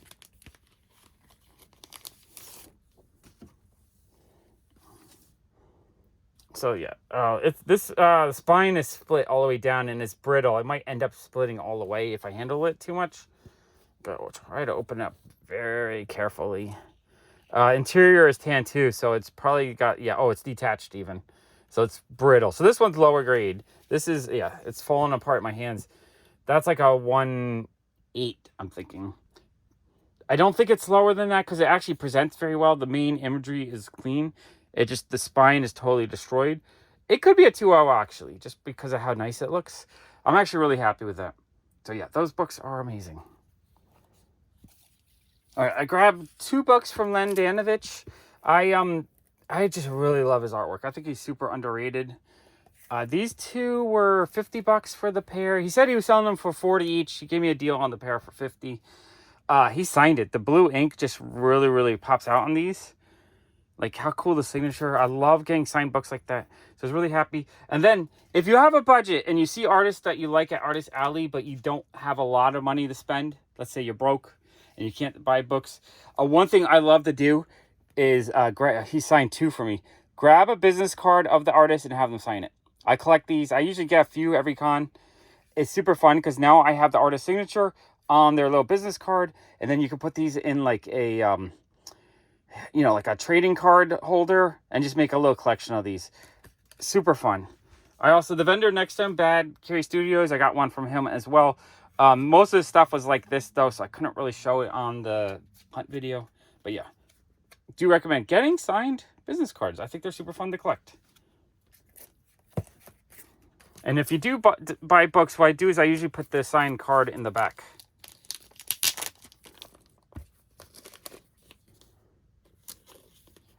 So basically, I just stick them in there as like just a little added extra value to the book.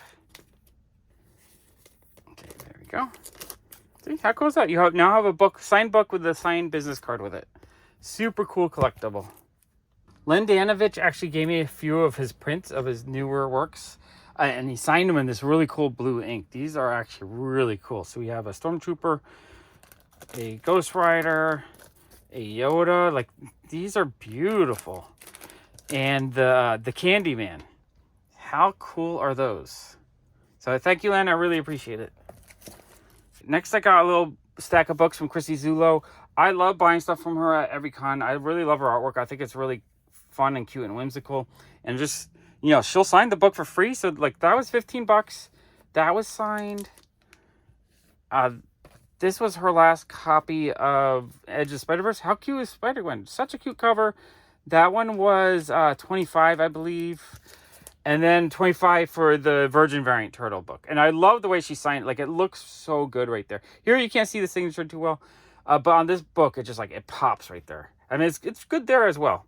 Super amazing. And this one, I got her to sign a business card.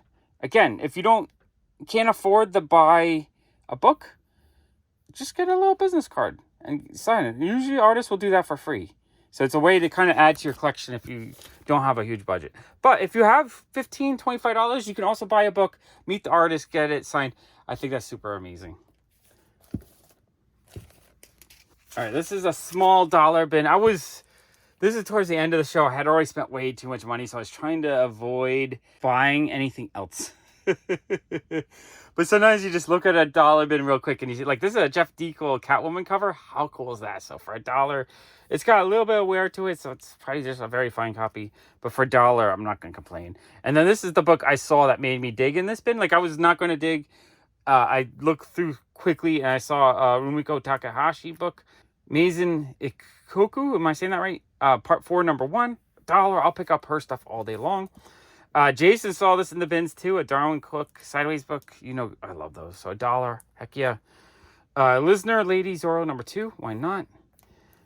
Fun Master Universe book. I usually try to pick up all the Master Universe books I see. And just another beautiful cat. Well, I'm not sure who did this cover, but that cover is gorgeous. So yeah, just a little, was it $7 purchase? Happy with those. All right, this box was amazing. It's almost all Atomic Age, a little bit of Golden Age, some bronze and silver, but just amazing deals. I just like the amount of books I got in here that were like, you know, this Del 4 color, that Del 4 color. The amount of books from the 1950s in this box is staggering to me. I just don't find this quantity ever at a great price. Okay, so this vendor, wow, this was like, you know, the stuff I got from Mike Carbonaro was absolutely amazing. It'll blow you away. I think I got a good price on all of it. Kind of rare stuff. But this guy, this was just like, he was giving stuff away. And I can't believe how much good, older, like Atomic Age type stuff I found. Plus some other amazing things. As he had it priced, everything was priced on the cover like this, on the bag. Everything, it's weird. He had like a masking tape on top, but like not the seal of the bag. It's really weird. I'm going to rebag and board all these before I show them to you, just so that we can see them better, so it doesn't have the ink on them. But I just want to discuss the pricing. It was as priced, 50% off. So this is the Bernie Wrightson's Master of the Macabre 1 through 3 for $5, which would be what, $1.33 each, which is amazing. I'd buy those all day long at that price. But if you bought 50 or more, he was doing 60% off. So this is actually $4. So it was dollar, I guess $1.33 at $4. Not $1.66 at $5, $1.33 at $4. That was amazing. Okay, let me, I'm going to sort these by how much I paid for each. I'm going to rebag and board them, and then I'm going to show you everything I got. Okay, first handful. So these were all the ones that were marked 10. So I paid $4 a piece. We have the Brain number 2. I think I have 1 or 2 other issues from this series that I picked up over the last like 10 years. So it's fun to get another one. Like, you just don't see stuff like this that often for $4. Lil Dot number 15. This one has some top damage and a little bit of damage right here. This might still be a $20 or $30 issue though. $4 was a steal on that. Amazing. Lil Jinx 13, a nice early Archie book. Love that. $4 feels like a great price. Millie the Model 186 in not too bad shape. Pretty decent, like 7.0-ish copy. $4 is a great price on that. Leave It to Binky number 68. A really fun cover. Love that one. I think this cover was redone a couple times as a homage to itself. It might be the same artist. I forget. Peter Panda number 10. Awesome, you know, like space cover, but with the Milky Way, with the milk dumping into the way. Like, how cool is that? I love stuff like that. $4 steal. You know, not in the best shape, but like a lot of these are kind of worn, but still, they are rare comics. Stuff from the 50s, you don't see that often. So $4, as long as it's kind of complete and not missing big chunks, I'm pretty happy. Number 16, Atomic Mouse. That is awesome. Paul Terry's Terry Bears. Number 3. That one's fun. I really like that. $4 felt like a steal. Atomic Bunny. I don't see a number on that, but that's awesome. Love that. $4 is a steal.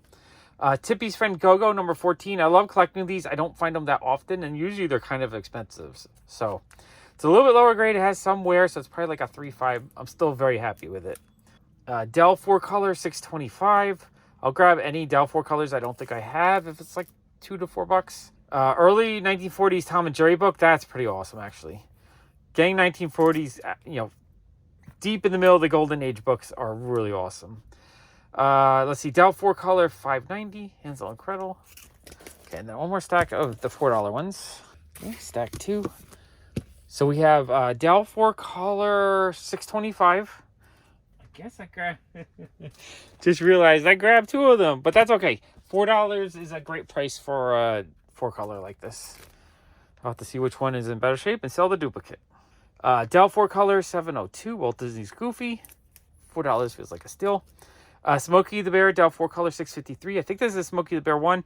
It has some heavy damage on the side and on the spine a bit, but still, $4 is a good price on that. Frosty the Snowman, Del 4 color, $9.50. Absolutely love that one. Pat the Brat, number 16. Another, you know, early 50s Archie. Love that. Love getting the old Archies like that. Marmaduke Mouse, number 58. Awesome cover. Love it.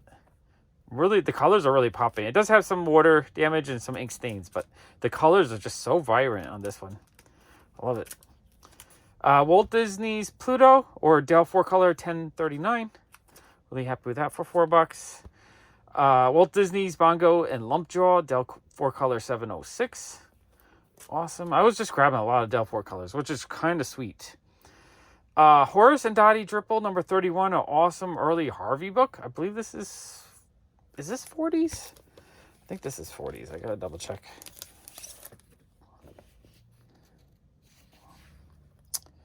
Uh, 1953, so early 50s.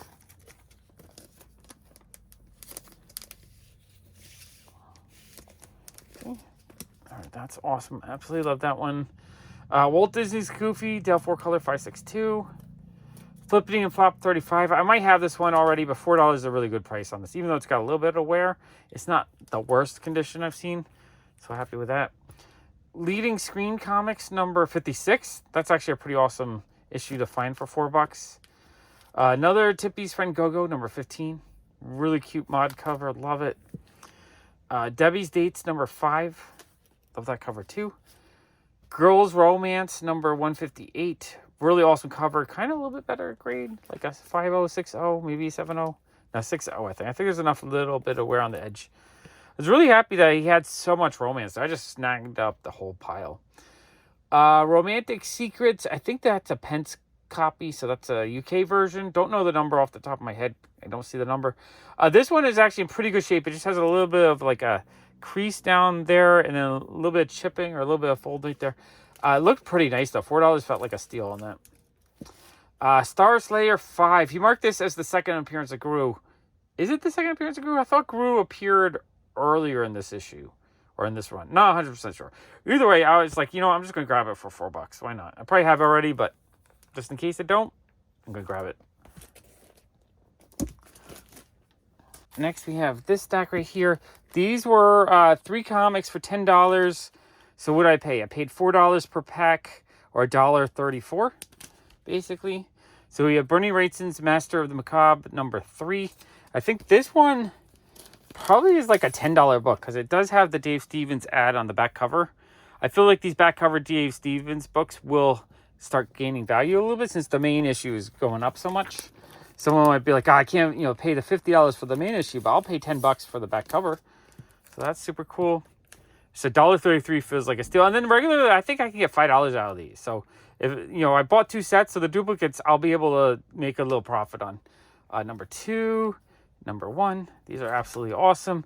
And then a second set. So like I said, second set, I paid $4 a set. I paid $8 for 2 sets. I think I can probably get $20 out of the second set.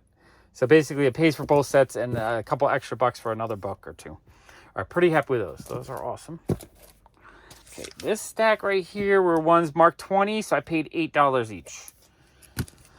So we have Dell 4-color 348 in rough shape, but I think this is just an older one, so this one definitely has a little bit of value, even in rough shape. Like $20 might actually be the fair value. So paying $8 for it is like I can get a $12 profit on it. TikTok Tales, I think this is number 7, I want to say.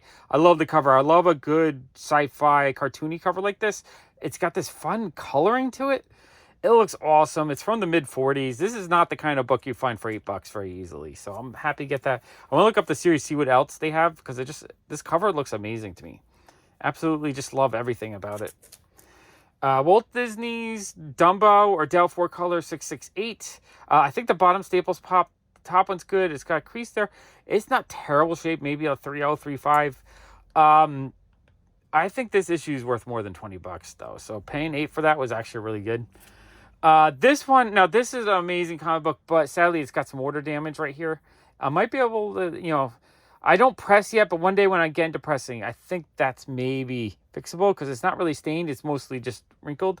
So this is the rare variant, or the Dynamic Forces limited edition Steranko cover for Kabuki number 1, signed by David Mack, number 1100 out of 2000. I had to put in a new bag, and when I get Dynamic Forces, I kind of like to keep them in their bags, but the bag was so dirty that I took the sticker off and I put it on another piece of plastic and I put the certificate in there. $8 still feels awesome, though, for a signed David Mack book and a rare Steranko cover. That's absolutely lovely. Awesome. So happy to find that. Okay, this stack are the ones that were marked $12 each. So I paid $4.80 a piece. Okay, so we have the Jaguar. I think this is like issue 3 or 4. In pretty decent shape. Probably like a 5.0 copy. So I was really happy with that. It looks very clean. It's not too tanned. You know, has a little bit of wear there and a couple little hints of wear. A really fun cover, though. I love the way that one looks. You know, just under $5 feels like a great price on that. Little Angel number 14, a nice older book. Don't know much about it, but for $5, I'll grab anything. You know, if it looks like a fun book and it's got a 10-cent cover, I'm going to buy it for $5 or less. I mean, I don't even think about it. I just snag it up. Especially if it's in halfway decent shape. Walt Disney's The Nature of Things, or Dell 4-color 727. That is super awesome. $5 for that. Feels like a good price. Frosty the Snowman, or Dell 4-color 661. Again, $4.80 feels great on that. Tom and Jerry's Toy Fair number 1. Now, sadly, it does have a water stain that goes through the book, like right here. Other than that, though, it's not terrible. So I'm pretty happy with that for $4.80. I do love the old school Tom and Jerry books. And then Marmaduke Mouse number 62. Love this cover. You got the tar coming out. The colors are vibrant. The condition looks pretty decent. Love the coloring. It does have a little bit of a water stain right here, but other than that, it's very presentable. $4.80 felt like an amazing price on that. I love getting the really fun cartoony stuff from the 50s and 40s for like under $5. All right, this is a small stack of books. These were marked 14, so I paid $5.60 each. So we got Haha Comics number 76. A nice, I think this is late 40s or early 50s. I would like to finish putting my Haha run together, but they're really hard to find for a good price. So $5.60, even though it's not in the best shape, it's not terrible. I think $5.60 was a great price on that. I've been slowly putting together my little kids run. This one is in a pretty decent, like it has a little bit of wear, but I think this is an easy, like 6.5, maybe 6, maybe 7 copy. $5.60 felt like a good price. Love the cover. Super funny. They're watching a scary movie. Colors are vibrant. Love it. Peter Panda number 23. This one's in pretty decent shape. It has some damage along the bottom and a little bit of creasing. But $5.60 for this felt like a steal. Awesome comic. Okay, now we're going to start with the stack. These were marked 8, so I paid $3.20 a piece. So Richie Rich number 39. If I can get 12-cent Richie Riches for under $5 in halfway decent shape, I'm going to buy them all day long. I would love to put that run together. When I was little, that was one of my favorite comics. Date with Debbie, number 8. Love these like Archie clone type comics from the late 60s. Late 60s, early 70s. Casper's TV and Company, number 14. Looked to be in halfway decent condition. Just Married, number 98, in pretty decent shape. Like these, I'll buy all day long for $3 or $3.20. Like I would buy 1,000 romance books today in about this shape for $3 a piece. I would love to buy that many. Just Married 107. I don't see them that often. Usually when I find them in little stacks of like 4 or 5 at a time. Romantic Story number 126. Love the coloring on these. Huckleberry Hound number 5. That's super fun. Love the Hanna-Barbera stuff. Atomic Rabbit number 3. Does have some chipping and an added staple, but still for $3.20. That's actually pretty awesome. Baby Huey number 20. I love getting 10-cent Harveys for relatively cheap. You don't find them that often, so when I do find them, I'm really happy. And Chili number 16. Really awesome. Okay, another handful of $3.20 each. We got Huckleberry Hound number 2. That's fun, so I'm filling in the run a bit. Casper the Ghostly Trio number 5. I love, Bronze Age, Silver Age coloring when it's like this gradient into like a purple from a blue. I always love when they do that. I love all the covers that have that coloring.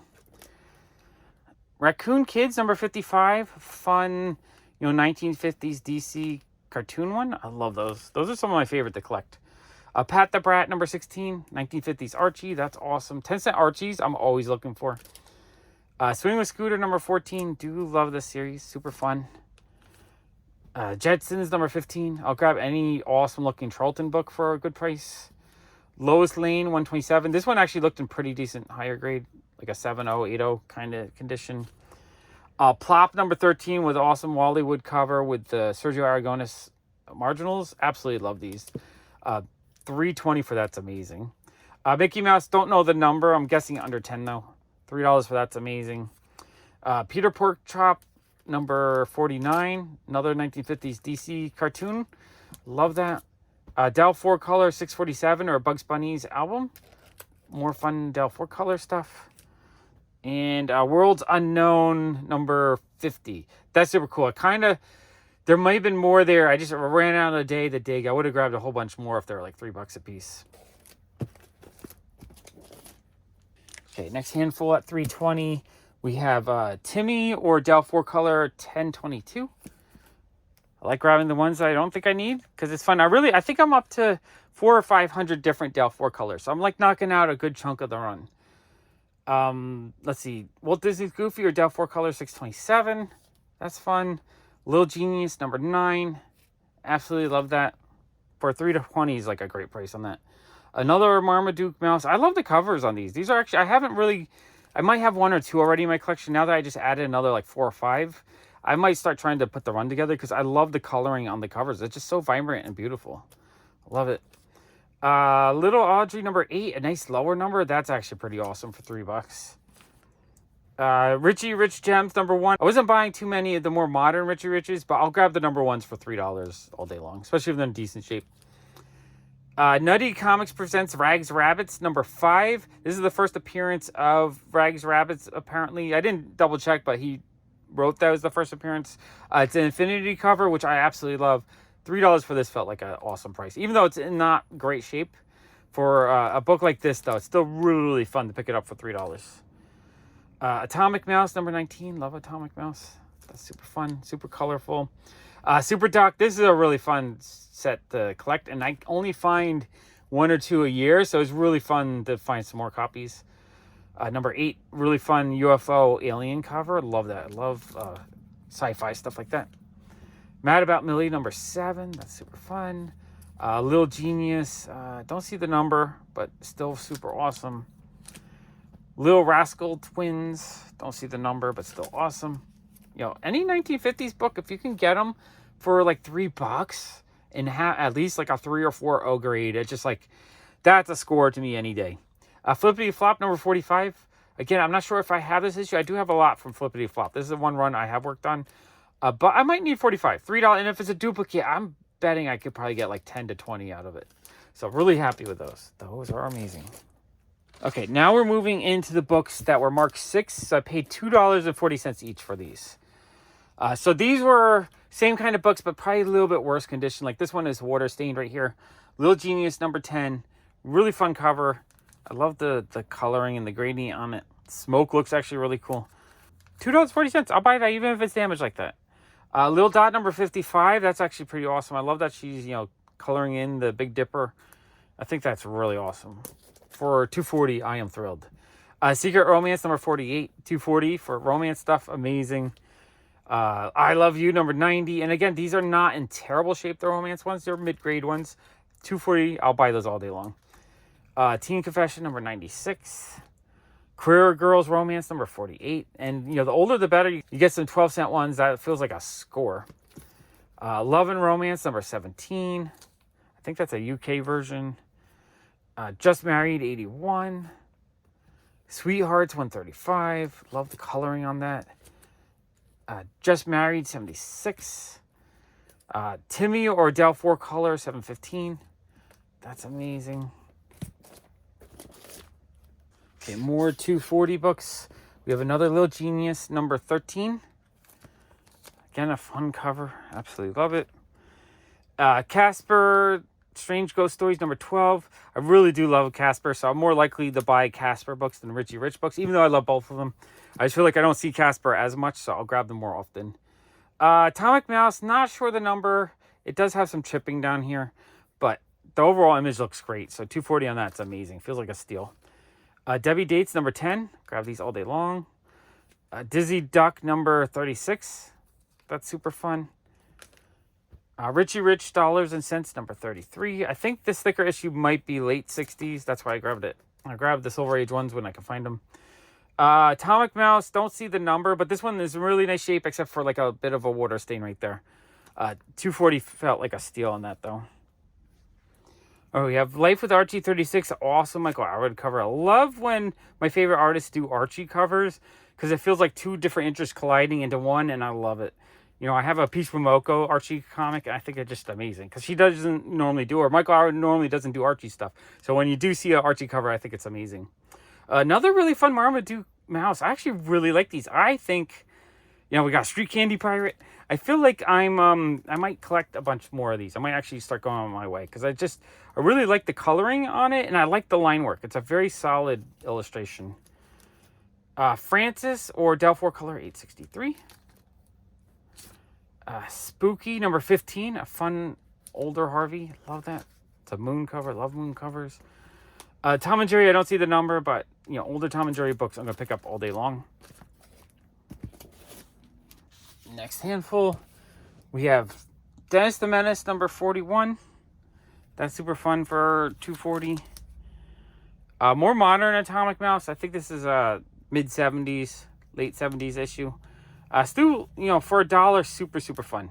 Okay, this is one thing I have to show you guys. Really odd. I've never seen this before. So he wrote on all these bags the number, you know, number 6, which you think is just on the bag, but I guess you can't see it so well, but there's a little bit of a yellow stain right here where the number is. It forms the number. That one's very light. Some of the other ones I found, though, are a lot harder. So I don't know if the ink, like, bled through or if that's some kind of, like, acid burn by some reaction or, like, maybe light hit it in some way. And, like, this block, like, I'm really confused by that. But now that I look at it, it's not so prominent on this one, so it doesn't bother me that much. So yeah, Wendy Witch World number 21, $2.40. Can't complain. Let's see, Walter Lance, Oswald the Rabbit, or Del 4 color 792. Love it. Oh, Little Max. Little Max is another series that I get like 1 or 2 a year, and I'm constantly looking for. I don't want to pay a lot for them, but I'm looking for them for like 5 and under, and it was amazing. I actually think I ended up buying like 5 of them at this vendor. So this is really cool. Little Max number 41. Absolutely love it. Baby Huey number 15. Nice earlier Harvey. Okay, so this is another one where the number bled through. If you can kind of see, there's a bit of the 6 in the circle on it. So weird. Like, it's not black like ink. It's like a yellow. So I don't know if it's a chemical reaction, if the ink bled through, or if it's somehow like light hit it and where the number was, it kind of blocked it and the rest got bleed. I don't know how it happened. It looks so weird. Still, I mean, once I like don't look for it, actually not that noticeable, so I guess it's all right.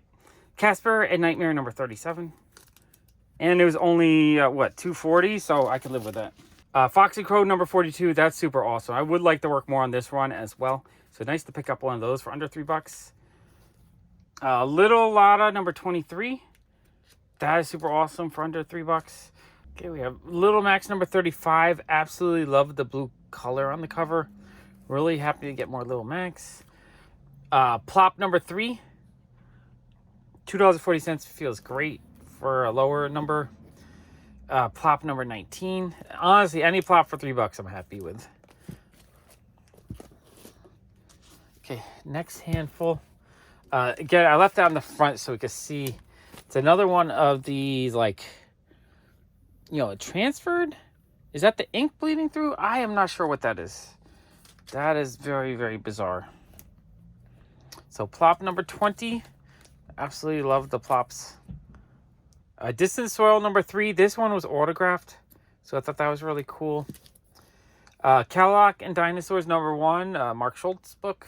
I've really become a big fan of his work the last few months. So it's fun to pick that up. Plop number 11. Actually really happy to grab a bunch of plops. Super Richie number 14. Normally I don't pay $2 or $3 for the Bronze Age, you know, the 50-cent covers, but this is just a really fun robot cover, so I was like, all right, I'm gonna grab that one. And $240 is not bad, and it was in decent shape. Judo Master number 98. It's a dinosaur cover. Absolutely love this cover. She looks cute. I like the overall design of the cover. Great book.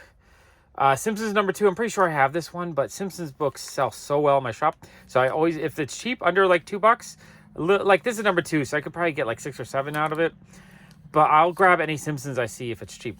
I need them. They sell real quick. Richie Rich Bank Book number 2. This one's in pretty decent shape, so I figure it's the number 2. I'll grab it. Wendy Witch World number 53. Love Wendy books. Grab them when I see them. Pretty much grab all the Wendy when I see it, because I don't see those as often. Archie 167, nice Silver Age Archie. That Wilkins Boy number 26. Okay, next handful of 240 books. We got Atomic Mouse number 11. This one's pretty rough, but for 240, I'm still going to grab it. Because it's, good early 50s book for $2. You just can't find stuff like that. Wendy the Good Little Witch number 77. Awesome cover. Absolutely love that. Richie Rich Diamonds number 1. Again, I'll grab the number 1 issues when I find them. Madhouse Mad number 68. Little Rascal Twins number 6. That's fun. Love getting Atomic Age stuff whenever I can for cheap. Richie Rich Cash number 1 and another number 1. I'm going to grab those all day long. Daisy Duck's Diary or Del 4 Color 1055. Another fun Lil Max number 57. Really happy with that. Richie Rich Millions number 44. Another one of those sticker issues. So I think this is late 60s.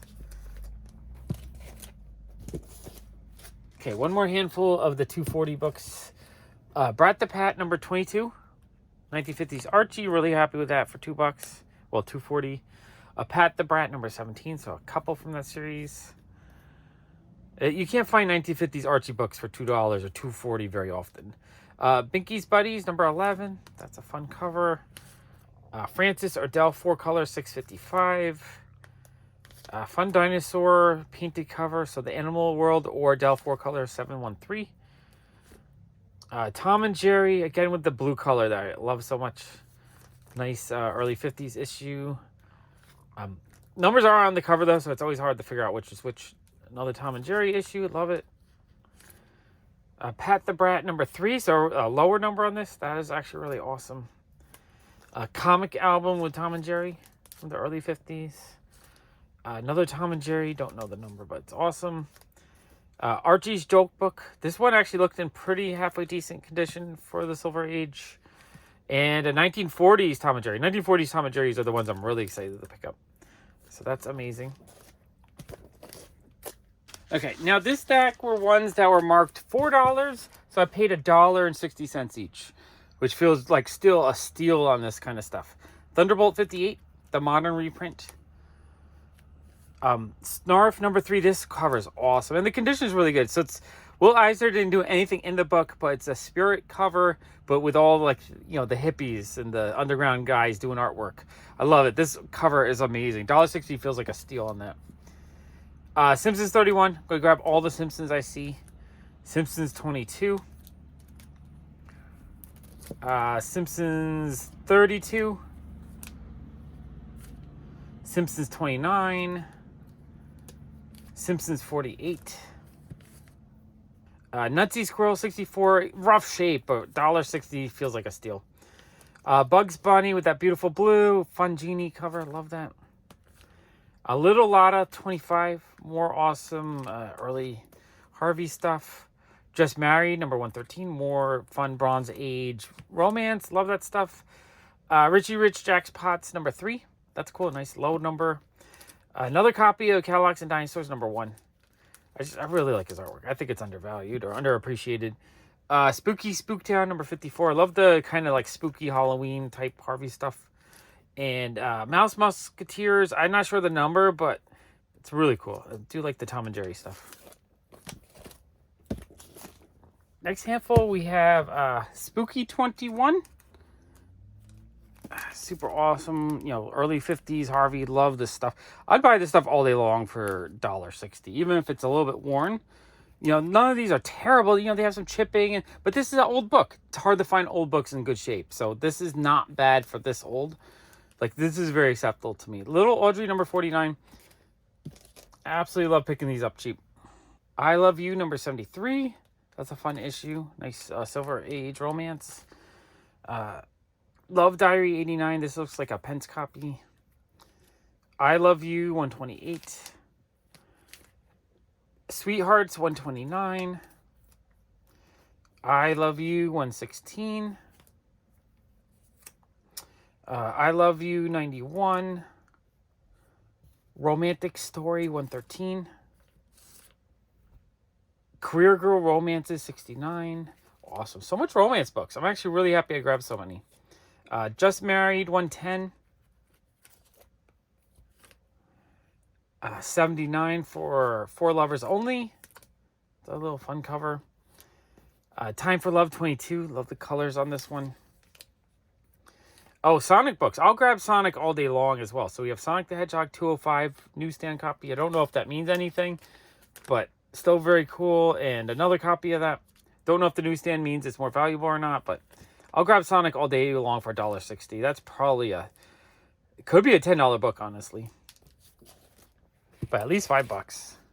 Okay, next handful of $1.60 books. We have Little Genius. I don't know the number, but that's pretty cool. Super Richie number 5. Sonic 84 newsstand copy. That one might have some value to it, like real value, more than 10. I'm 20 or 30 maybe, or maybe 5 or 10. Still, I grab all the Sonic when I see it. Simpsons again. I'm gonna grab all those when I see them. Secret Romance 21. That's awesome. Not in the best shape, but thrilled to get it for $1.60. Harvey Collector's Comics. This looks like a number 5. It looks like it's a reprint. I don't know if I've seen these reprints, so I was like, you know what, I'll grab that for $1.60 just for the novelty of it. Richie Rich Gold and Silver number 5. Looked to be in pretty decent shape. I wasn't grabbing a lot, but by the time I was at the end of the dig, I started grabbing more Richie Rich because I realized $1.60 is not a bad price for a nice, like, higher mid-grade copy. Yogi Berra 18. That's awesome. Love the Hanna-Barbera stuff. Super Richie number 11. Casper's Ghostland number 82.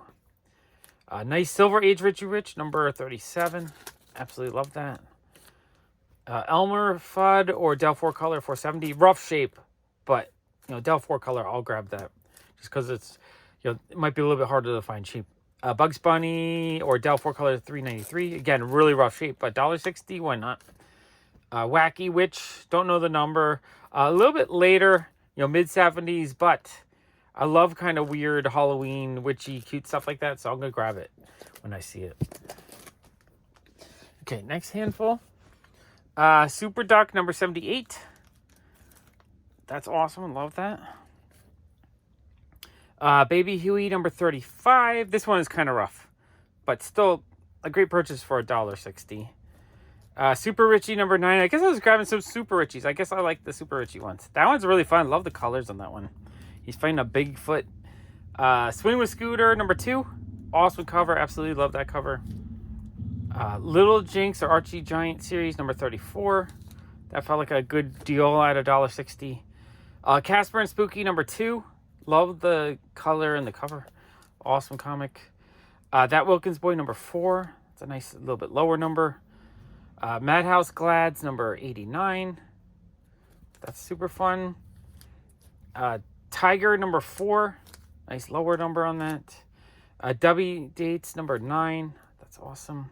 Man, there's if I could find a vendor selling stuff like this at these kind of prices all the time, I'd be so thrilled because this is just, you don't see them this often in this quantity for this price. Love Diary number 69. It's awesome. Love Diary number 100. And I Love You 119. Okay, let me grab another sec. Okay, next we have Teen Confessions number 47. This one's a little bit rough, but I'm still, for $1.60, I'm really happy with that. Nice Silver Age romance.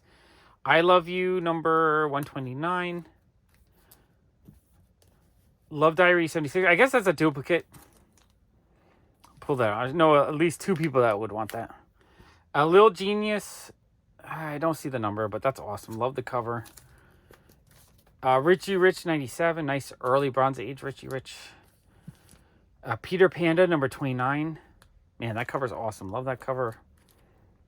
Little Audrey and Melvin number 48. A fun Halloween pumpkin cover.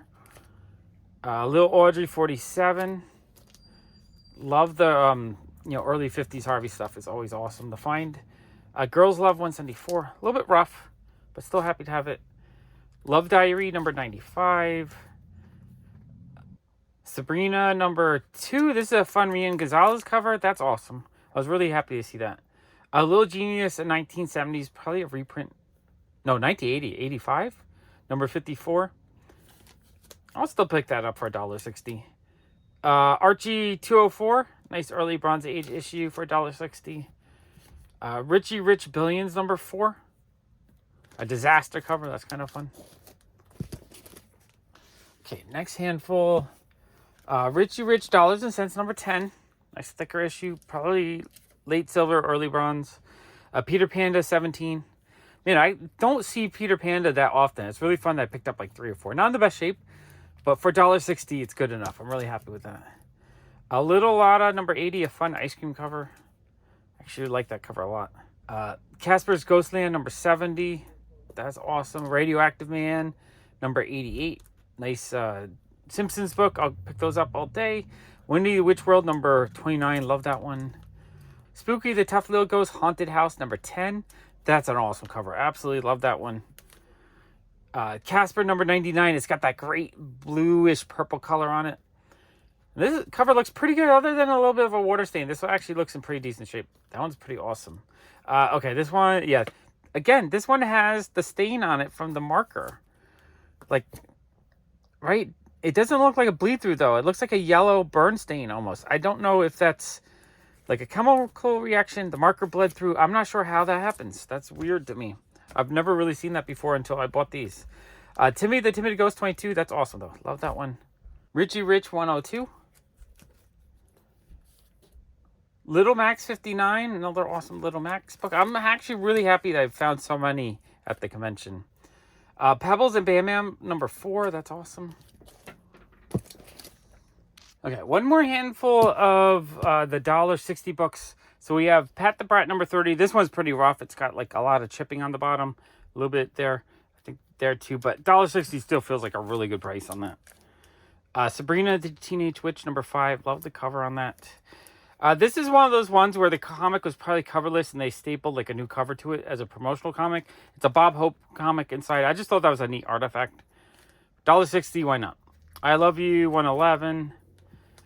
Texas Rangers number 72. That's a really beautiful cover. Love the coloring on that. Flying Nurses. I don't see a number, but I thought that cover was lovely. More Plop number 9. $1.60 on that. It feels like a steal. Blackhawk number 136. Now this one is for $1.60. Even though it's damaged, $1.60 feels amazing on this. Such a great comic book. Sweethearts number 109. $1.60 feels like a steal on that too. Amazing. So many great comics at that price. Okay, so a small handful. These are marked $2 each, so I paid 80 cents. So I guess these are, this one does have water damage on the top, but, oh, and it's got, you know, beard drawn in, but still, 80 cents, even though it's damaged, feels like a great price on that. You just don't see romance that often. Love Diary, this one has, like, scuzziness to it, so this one's pretty low grade, but still, 80 cents is amazing. And then Little Lotta, number 12, a nice early 50s Harvey. Really badly damaged here, but 80 cents? Heck yeah. Okay, and then this handful, these were marked $3 each, so he sold them to me for $1.20. So we have Pat the Brat, number 31. Pretty rough shape, but at least the main image looks pretty nice, so I'm happy with that for $1.20. Honestly, I'd buy those all day long for $1.20. Underdog, number 10. This one, again, not the best shape, but $1.20 felt cheap. Richie Rich Profits 1. This one has a few flaws, but $1.20 still felt good. Peter Porkchop number 35. That's kind of amazing. $1.20 is great on that. TV Casper and Company number 39. This one had a tear, a tape, and a crease. But again, $1.20. These are just cheap. Like, not the best grade, but a really good price. Terry Bears number 4. It has a chunk out of it. Other than that, though, it presents pretty well. Richie Rich number 99. Peter Panda number 26. All these are pretty cute. I do really like these. Flippity and Flop number 41, I believe. Bad shape. Like the top is damaged, but still $1.20 feels like a steal on that. Henry Eldridge number 4. Really cute cover. Love that cover. Little Dot number 25. Another early 50s Harvey. I love these. Top is all brittle and kind of damaged though, but other than that, it actually presents pretty well. And then I have a little stack of magazines from him. So what happened was, I had to pay, or I wanted to pay with credit card. He didn't take credit cards. He did take PayPal, friends and family, but if you pay with a credit card with friends and family, you have to pay a fee. I think the total I paid for the long box of comics was like $600. So the fee was like $18. So I said, okay, I'll do friends and family. I'll pay the fee, but would you throw in 4 magazines?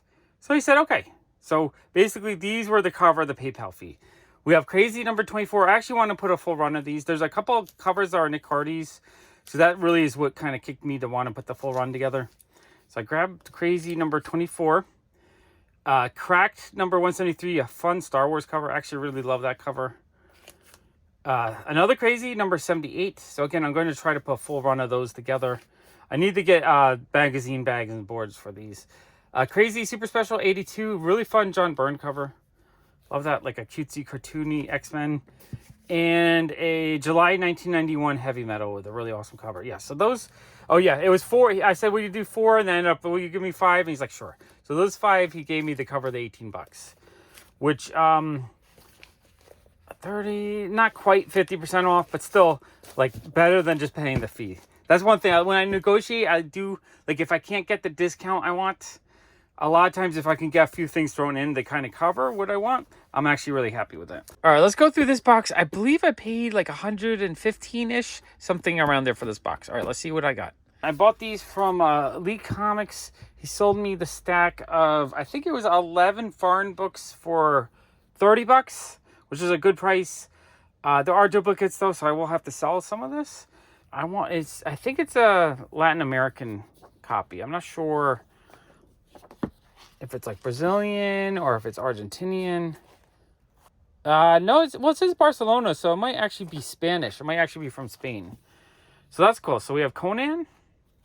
That is actually really, really, really neat. We have a Thor 32. So what did I pay? I paid like $270 each, which is about what I would like to pay kind of on bulk foreign stuff. So I will have a duplicate sale. I'm guessing I'll be able to get maybe $5 each.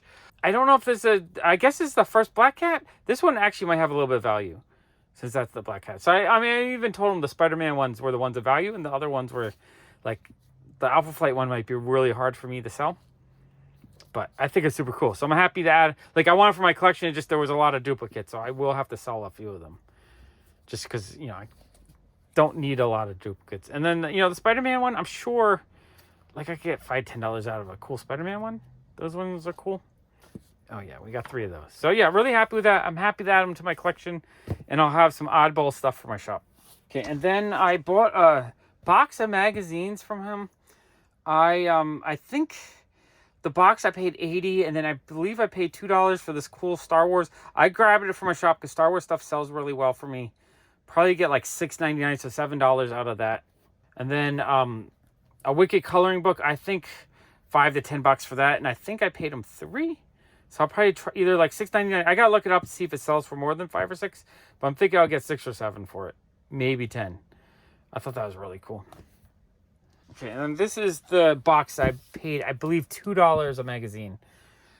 So something like this, the Mad magazines. If I don't have it, I'm thrilled to get it. But these sell all day long for $5. Maybe because it's Star Wars themed, I could probably get like 7 out of it. I do love the Marvel graphic novels, Dreadstar. I'm not sure if I had that one yet, so $2 feels like a good price on that. Episode 1 Vanity Fair, I believe. Yeah, I could probably get like $5 out of that. Star Wars sells well for me, so I like getting Star Wars stuff. Mad About the 70s, I think I just sold one of these for like $15. So that's actually quite a good book for $2. This Heritage auction catalog, this thing's amazing.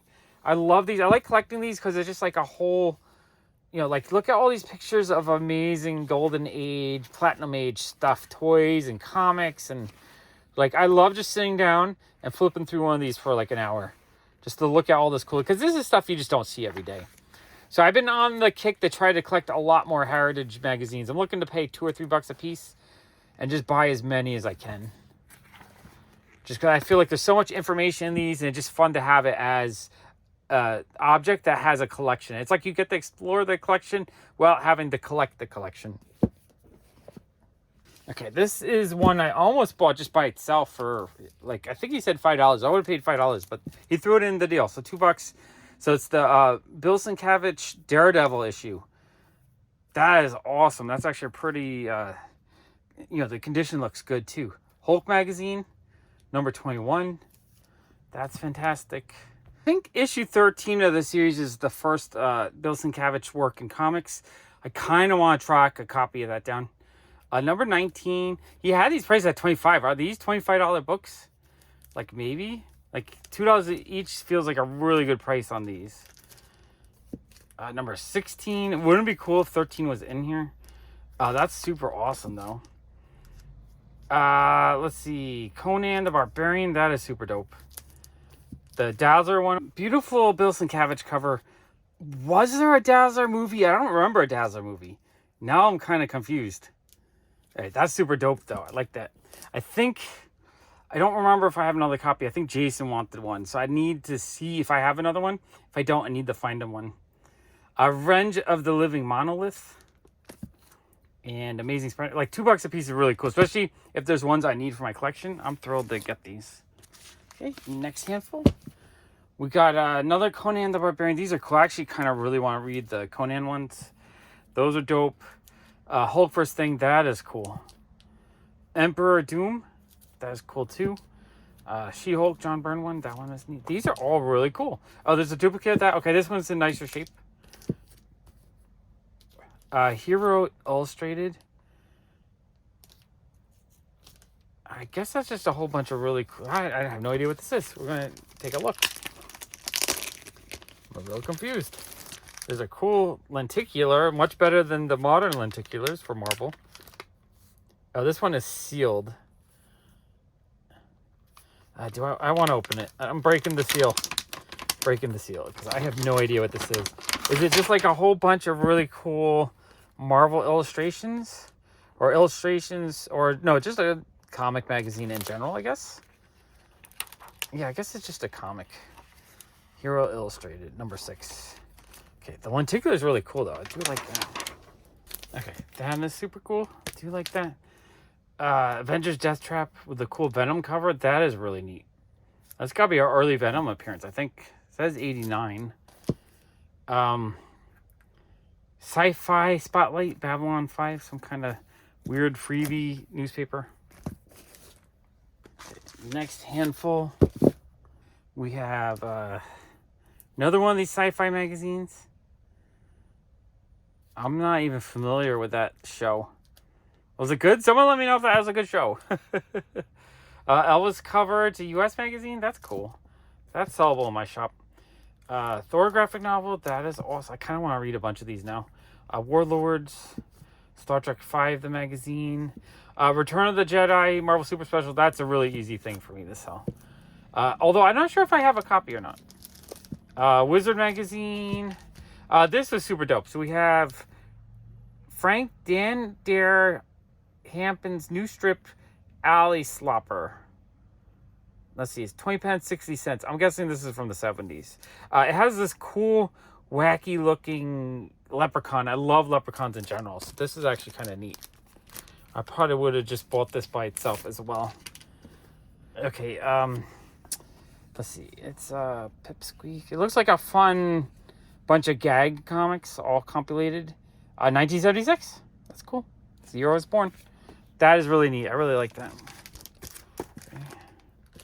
Hulk 23. Still kind of hoping the 13's hiding out in here. Hulk 23. So I have a duplicate Walter Simonson cover. Hulk 21. I do really like these 1970s Marvel magazines. I just think they're really neat. Okay, next handful. Resident Evil number 5. This actually I think has a bit of value because that's the original Resident Evil comic magazine. Like number 1, I might be wrong, but number 1 I think might have been the first Resident Evil comic. A fun Punisher Black Widow issue. That's neat. Really like that. News Time, The Life and Death of Man of Steel. Starjammers, number 6. Walter Simonson cover. That's gorgeous. Ray Bradbury's Frost and Fire. That looks cool. Robert Silverberg's Nightwings. Is that another Sienkiewicz artwork? Not 100% sure, but that looks cool. Oh, duplicate of that. Super boxers with another Bill Sienkiewicz. Beautiful cover. Love that one a lot. Hulk 11. Man, we're dancing around that 13. And then last handful. Silver Surfer, or What If 104 with the Silver Surfer. Okay, that's kind of fun. The Wolverine Chris Claremont book. Another Wizard magazine. The National Crumb. It looks like a fun gag magazine. Probably from the 70s, the look of it. That is really cool. I've never seen that before. Classic Punisher. Vampirella, Ashcan. Deep Space Nine, Ashcan. Batman Grendel, Ashcan. The Inhumans graphic novel, which is cool. And then the big book of this was I didn't realize this was like a book of value, but it's the Teenage Mutant Ninja Turtles and Other Strangeness revised edition of the role-playing game manual, I would guess. They had it priced at $42, so they had it priced at about what it's worth. So like $2 for that is amazing. Steve, thanks for the deal. That was a lot of really cool stuff for $80. All right, let's go through this box of Archie comic books. I paid $80 for this box. Okay, there's one vendor I bumped into. I bought some stuff out of the dollar bin, but I also grabbed a couple of their more pricey books. Blackhawk 165 in pretty decent shape. There's no major damage. There's just a little bit of wear around the edges. They had it at 0 on the front. Like, is this for free? You know, some vendors do that, but no, he wanted 24 minus 20%. So it was like $20. In this shape, I was actually happy to pay $20 for a nice 10-cent Blackhawk cover. That's pretty cool. And then this was 20% off too. So like $5 for a Rocketeer Adventure Magazine number 2. Awesome Dave Stevens work. So this thing is just going to be full of Dave Stevens work. $5 just feels so undervalued on this. Cluedo back cover. Just, it's beautiful. Oh, Cluedo also did a story, it looks like, in here. Oh, yeah, this looks cool. So Dave Stevens and Cluedo artwork together. And a fun Cluedo pinup in the back. Yeah, that's super cool. For $5, I'll pick that up all day long. Okay, and then this stack was from their dollar bin. We got Liberty Meadows number 35. I pick up Liberty Meadows anytime I find them for $1. We got the ElfQuest Holiday Special. That looks fun. Strangers in Paradise number 2. I actually just realized I needed this issue. I'm actually really happy I picked it up. I didn't realize I grabbed a number 2. Okay, really happy to get that. I pretty much have all the Strangers in Paradise. I'm just missing a small handful of them. Number 1 of the 3rd series. That one I do have, but $1, I'll pick it up again. Sergeant Fury 106. That's a pretty fun comic book for $1. Spirit number 9, Eric Powell cover. I thought that was really cool. Do like Eric Powell. Spirit 36, Will Eisner cover. That is a pretty awesome. Spirit number 7. Spirit number 14. Sergio Aragonis worked on that. I don't know if he did artwork or he just wrote something. Actually, I want to look. I can't see any work that looks like Sergio's, so I'm assuming he wrote something on that. Either way, it's cool. The Spirit 38, another fun Will Eisner cover. The Spirit number 12, another fun Eric Powell cover. Spirit 13, Darwin Cook cover. I love this cover. I'll grab it every time I see it. Stephen King Dark Tower number 2, Jay Lee cover. Do like Jay Lee stuff. Number 6, another Jay Lee cover. I don't, $1 might be all these are worth, but I like the artist, so I'll grab them when I see them. Number 3, number 5, and number 3 again. So it might be a variant or 2 different series. No, oh yeah, maybe that might be the Gunslinger Born, and the other one's Treachery. Action Comics 1, Amanda Connor cover, like that. Strangers in Paradise number 3. I think this is the other one I needed. I have number 1, but I needed 2 or 3 of that run. So I'm actually really happy with that. And then I grabbed a bunch of George Perez Wonder Woman, because why not? $1 each. I think I can get $3 or $4 out of these in my shop. Pretty sure I have them all. In case I need one, though, I'm thrilled, but I'm pretty sure I have them. Terry Dotson Wonder Woman, I'll probably get like $3 out of that. 35. A lot of times I'm at convention, I'm not thinking about my shop. I really should grab more for my shop, but every once in a while I'll grab a little stack that I think would sell well.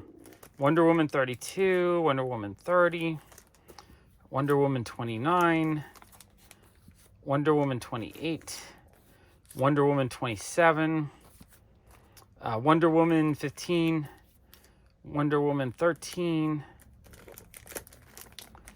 Wonder Woman 12, Wonder Woman 11, and Wonder Woman number 8.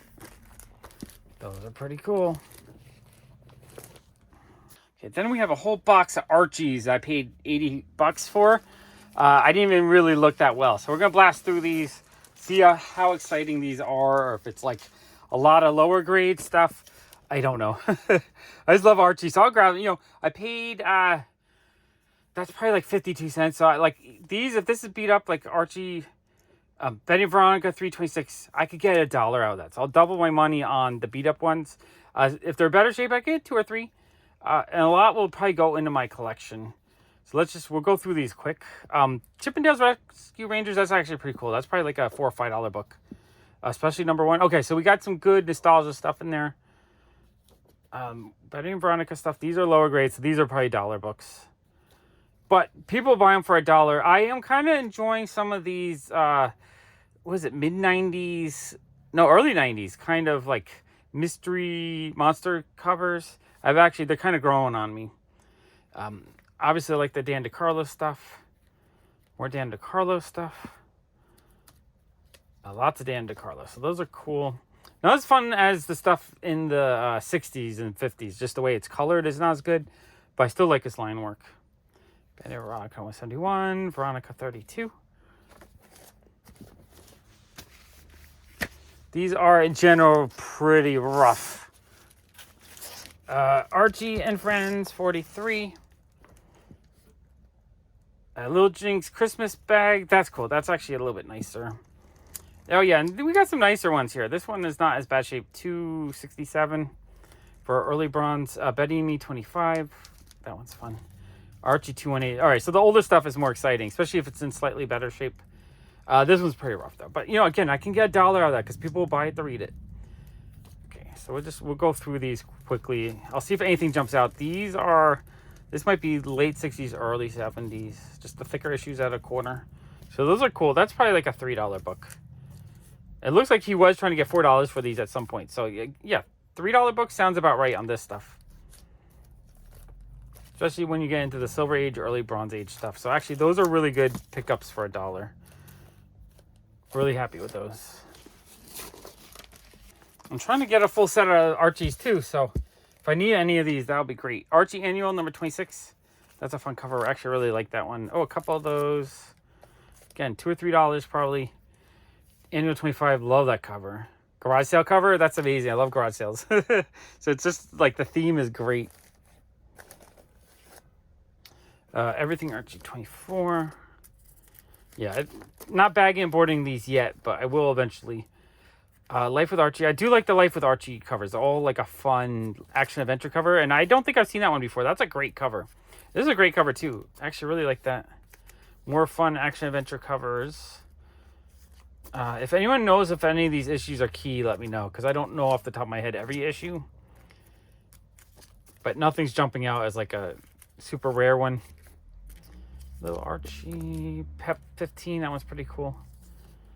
I like that cover a lot. I like ice skating covers in general. That cover is funny. It's got the clean air in the jar. That's a cool issue. I actually really like that one. A fun early bronze Pep. That one is great. Oh yeah, there's a lot of good older ones in here.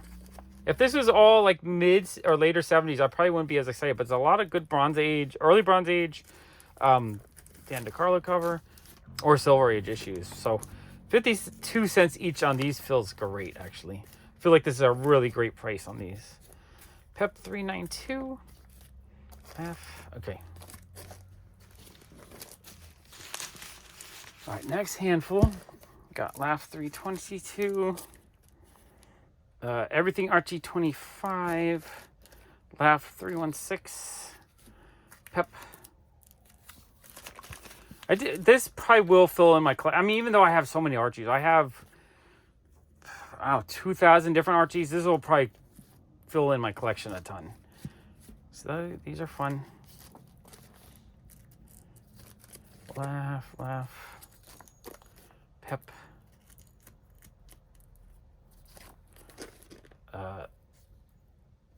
Nice. Oh, a couple of those. So we got some duplicates. More Pep. A fun baseball cover. I do like the baseball covers. A couple of these. So a few duplicates. Dude, these bags and boards are all kind of dirty, so I'm itching to switch them out. Oh, that's a great cover. I love that. Nice, fun concert cover. That's a great cover. That's a pretty funny cover. Pep. Love it. A nice snow cover. Skiing cover. Arcade cover. Love those. Pinball cover. That's great. I like different theme covers with the things that are fun and enjoyable in life. Pep 276. Couple of those. Fun dance cover, 275. Let's see, 274. Everything Archie. Pep 249. Early bronze is nice. Pep, lots of Pep. Oh, I love this cover. Nice nighttime scene with the moon in the background. Big fan of nighttime scenes. Those are cool. Everything Archie. More Everything Archie. Everything Archie. Another nighttime scene with the moon. That's great. They look great. I like their fashions. Very fashionable cover. Everything Archie. Oh, a fun musical cover. Love that. That's actually an awesome cover. Love that cover. Everything Archie. Betty and Veronica. Oh, Unbeatable Squirrel. I guess I grabbed something random. That's a fun cover. I don't think I have that one. Betty and Veronica.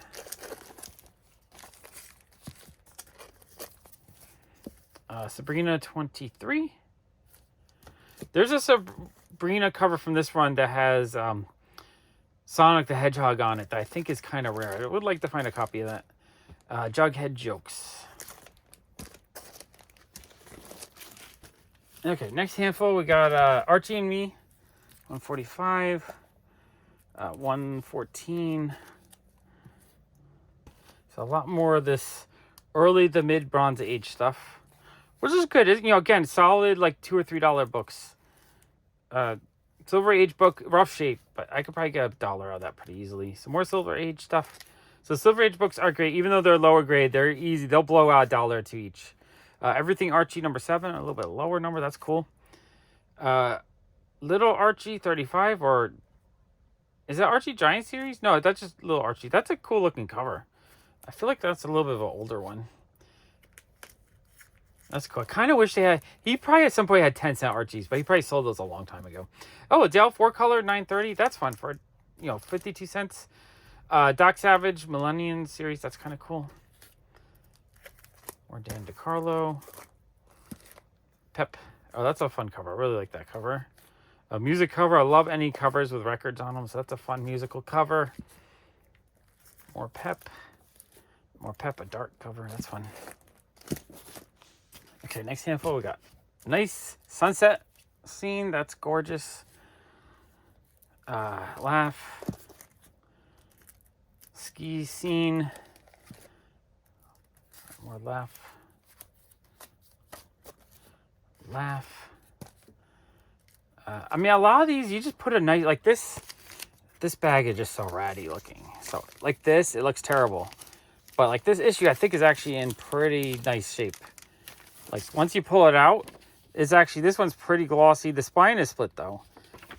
But overall, it doesn't look too bad. That's actually kind of nice. Like, if I put this in my shop for $3 or $4, that would sell just because it looks nicer. 52 cents, great price on this stuff. Laugh. More Laugh. $2.99. One of these days, I'm still looking for a first appearance of Cheryl Blossom. I feel like one of these days I'm going to find one in one of these piles. But for now, oh, that's an awesome cover. Little Archie, number 39, fun robot cover. I don't think I've seen that one before. I'm going to have to find a nicer copy of this. That's an awesome cover. Absolutely love that. Pals and Gals, 73, 61. Oh, sticky coverless. And Life with Archie, Outer Space Sci-Fi cover. Last handful from this box, we got Everything's Archie. Another nighttime moon scene. Not as good as the other ones, but still fun. But yeah, nice ski cover. Whole bunch of the... Oh, that's a fun cover. I like that. The little clouds, the little fire in the classroom. Oh, a couple of those. I like that cover too. Nice coloring. Okay, so lots of Bronze Age Archies here, which is, again, I like collecting them, and if I have them already, or if they're not an upgrade, easy to sell them. I'll make a profit on these. Honestly, the 2 boxes I bought of Archies will help pay for like 10% of everything I bought. Oh, that's a pretty decent shape Silver Age, actually. Oh, I didn't realize this is a whole little Silver Age batch right here. This is great. And these look nice. They're like lower mid-grade, but mid-ish grade. These are actually not bad for... At one point, he was trying to get $14 for this one. Those are actually pretty nice. Okay, and then some early Bronze Age. Oh, fun robot cover. That one's awesome. Absolutely love that one. Oh, a couple copies of those. Oh, 3 copies. That's all right. I don't mind duplicates. They'll sell. Oh, man, I love that cover. Look how cute Betty is with her bike and her fun outfit.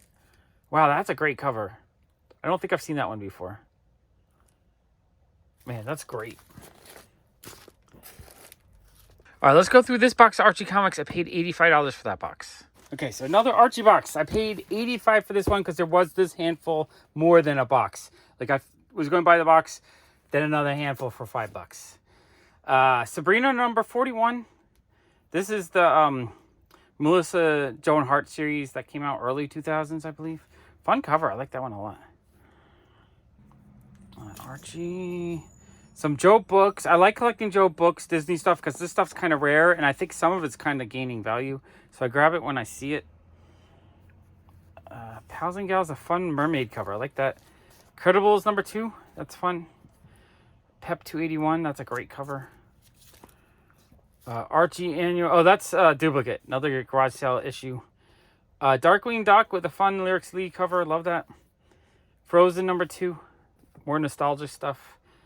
Betty and Veronica. Nice Silver Age Betty and Veronica. Beauty and the Beast. I'll grab 90s Disney stuff too, because that's like easy $5. Aladdin, same thing. More, I think this is Joe books. Could be Disney Princess book. Archie 529. Archie 428. Casper. That's fun. That's probably about around when the movie came out. Pep. Oh, I might have mixed these up. Did I show you guys these ones already? These might be just duplicates. Not 100% sure. Some of these look familiar. Oh, a pizza cover. No, maybe I don't remember the pizza cover. Oh, and a fun amusement park cover. Love amusement park covers. That one's super fun. Laugh. Pep. Skiing cover. So yeah, maybe these are just duplicates of some of the same ones. Let's see what we got in this box of Archies. Okay, we have Betty. That's the early 2000s series. No, mid-90s series. Life with Archie. Early Bronze. Little Archie 85. That's cute. All right, we're going to skip through these quick, just see if anything you say. Oh, I like that. Nice wintry, the Christmas shopping kind of cover. Love that cover. Life with Archie, that's a great cover. I like it. Vending machine cover. I like vending machines. It's funny, so many different types of covers I kind of love. These are cool. Fun musical cover again. Love those. Laugh. These are pretty cool covers. Actually, there's a lot of really fun stuff in this box. This box might actually be better than the other box. Okay, we got Laugh. Got some more Laugh. Laugh. Oh, duplicates. All right, we'll go through the rest of this box pretty quickly. See if anything jumps out. Okay, next handful. Archie's Pals and Gals. I do like those.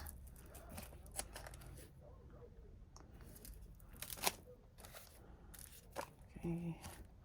Archie and Me 28. 54. 23. Oh, that's a fun campfire cover. I like that. Life with Archie 132. Kind of like a mad scientist cover. I like that.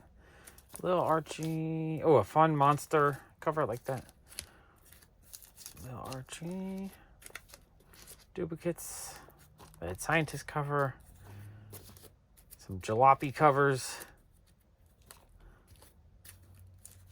All right. I don't know how exciting or boring this is for you guys, but I do really enjoy it. I think it's fun.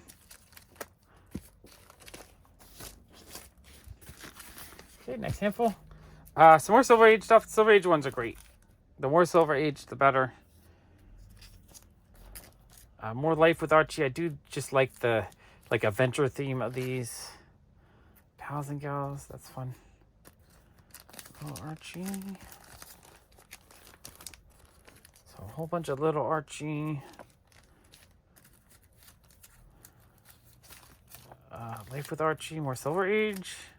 That's a great cover. More Silver Age, Life with Archie. Oh, these are cool. Silver Age, Life with Archies are fun. Actually, really happy to see a whole bunch of Silver Age stuff mixed in here.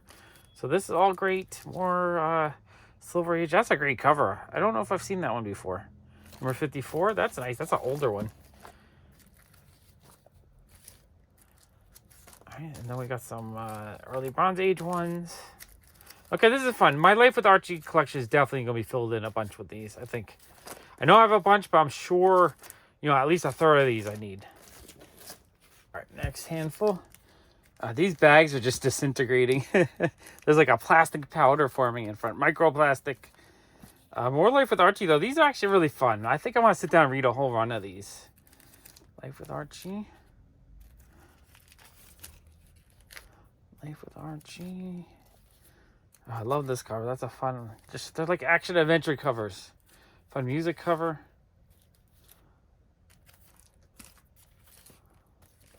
Or little duplications here. That's okay though. Not upset with duplicates. Archie and Me. Action adventure covers. Laugh again. So we're back to Laugh issues. Ice skating cover. A few of those. It's looking like a lot of the the swimsuit covers and stuff were probably pulled out. So someone probably yanked them out when he had them at $4 a piece. Just the ones that people tend to pay a bit more for. But that's okay. I like all the Archies. They don't have to be all the girly covers that people pay more for. I'm just happy to get a whole bunch at a good price. More Silver Age. That's fun. And more Silver Age. Okay, that's cool. A handful. This feels like some other newer things, maybe. We got. Oh, that's cool. Doom Patrol is still really cool, though. Archie's joke book. This one actually is in really nice shape. Well, not super. It's not near mint, but it's like a fine mid-grade, nice. Aladdin, more 90. This stuff is like gold for me. Little Mermaid, that's $5-10 easily. People love the Disney stuff. Aladdin, Beauty and the Beast. Beauty and the Beast is probably like a 3 to 5. Aladdin's probably like a 3 to 5. Oh, a Peach Momoko cover. Okay, these are cool for 53 cents each. Those are really cool. Betty and Me. More Disney princess covers. More 90s Disney. More 90s Disney. I'll pick those up all day. Veronica, the Flamingo cover. This is, it's not in the best shape. If it was near May, it would be like a $40, $30 book. In this shape, it's probably $5 to $10 still. Reggie's Jokes. Nice cover. Archie 450. Betty Veronica Spectacular. Archie. Betty and Veronica. Aladdin, more 90s Disney. Betty 113. Betty and Veronica 177. 200. And 421. Another handful of the older stuff. Little Archie. Lots of Little Archies. I don't know if I have much from that series, so it's actually kind of cool to get a whole bunch that I need. A fun monster cover.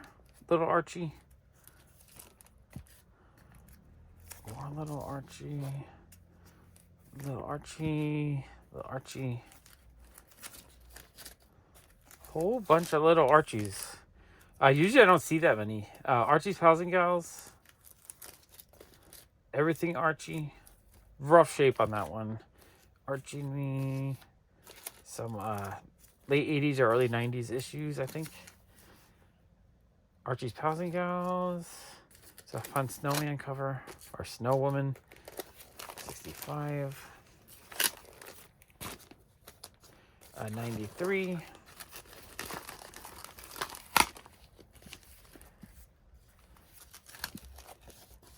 84. Last handful from this box.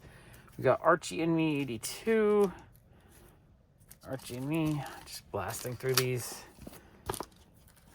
78. Oh, a fun karate cover. I like that. That was cool. 28. I think this series, I think the fifth, I think there's a key issue somewhere in the series, but I forget which number. Snowman cover. 32. 30. 29. Archie and Me. Archie and Me 21.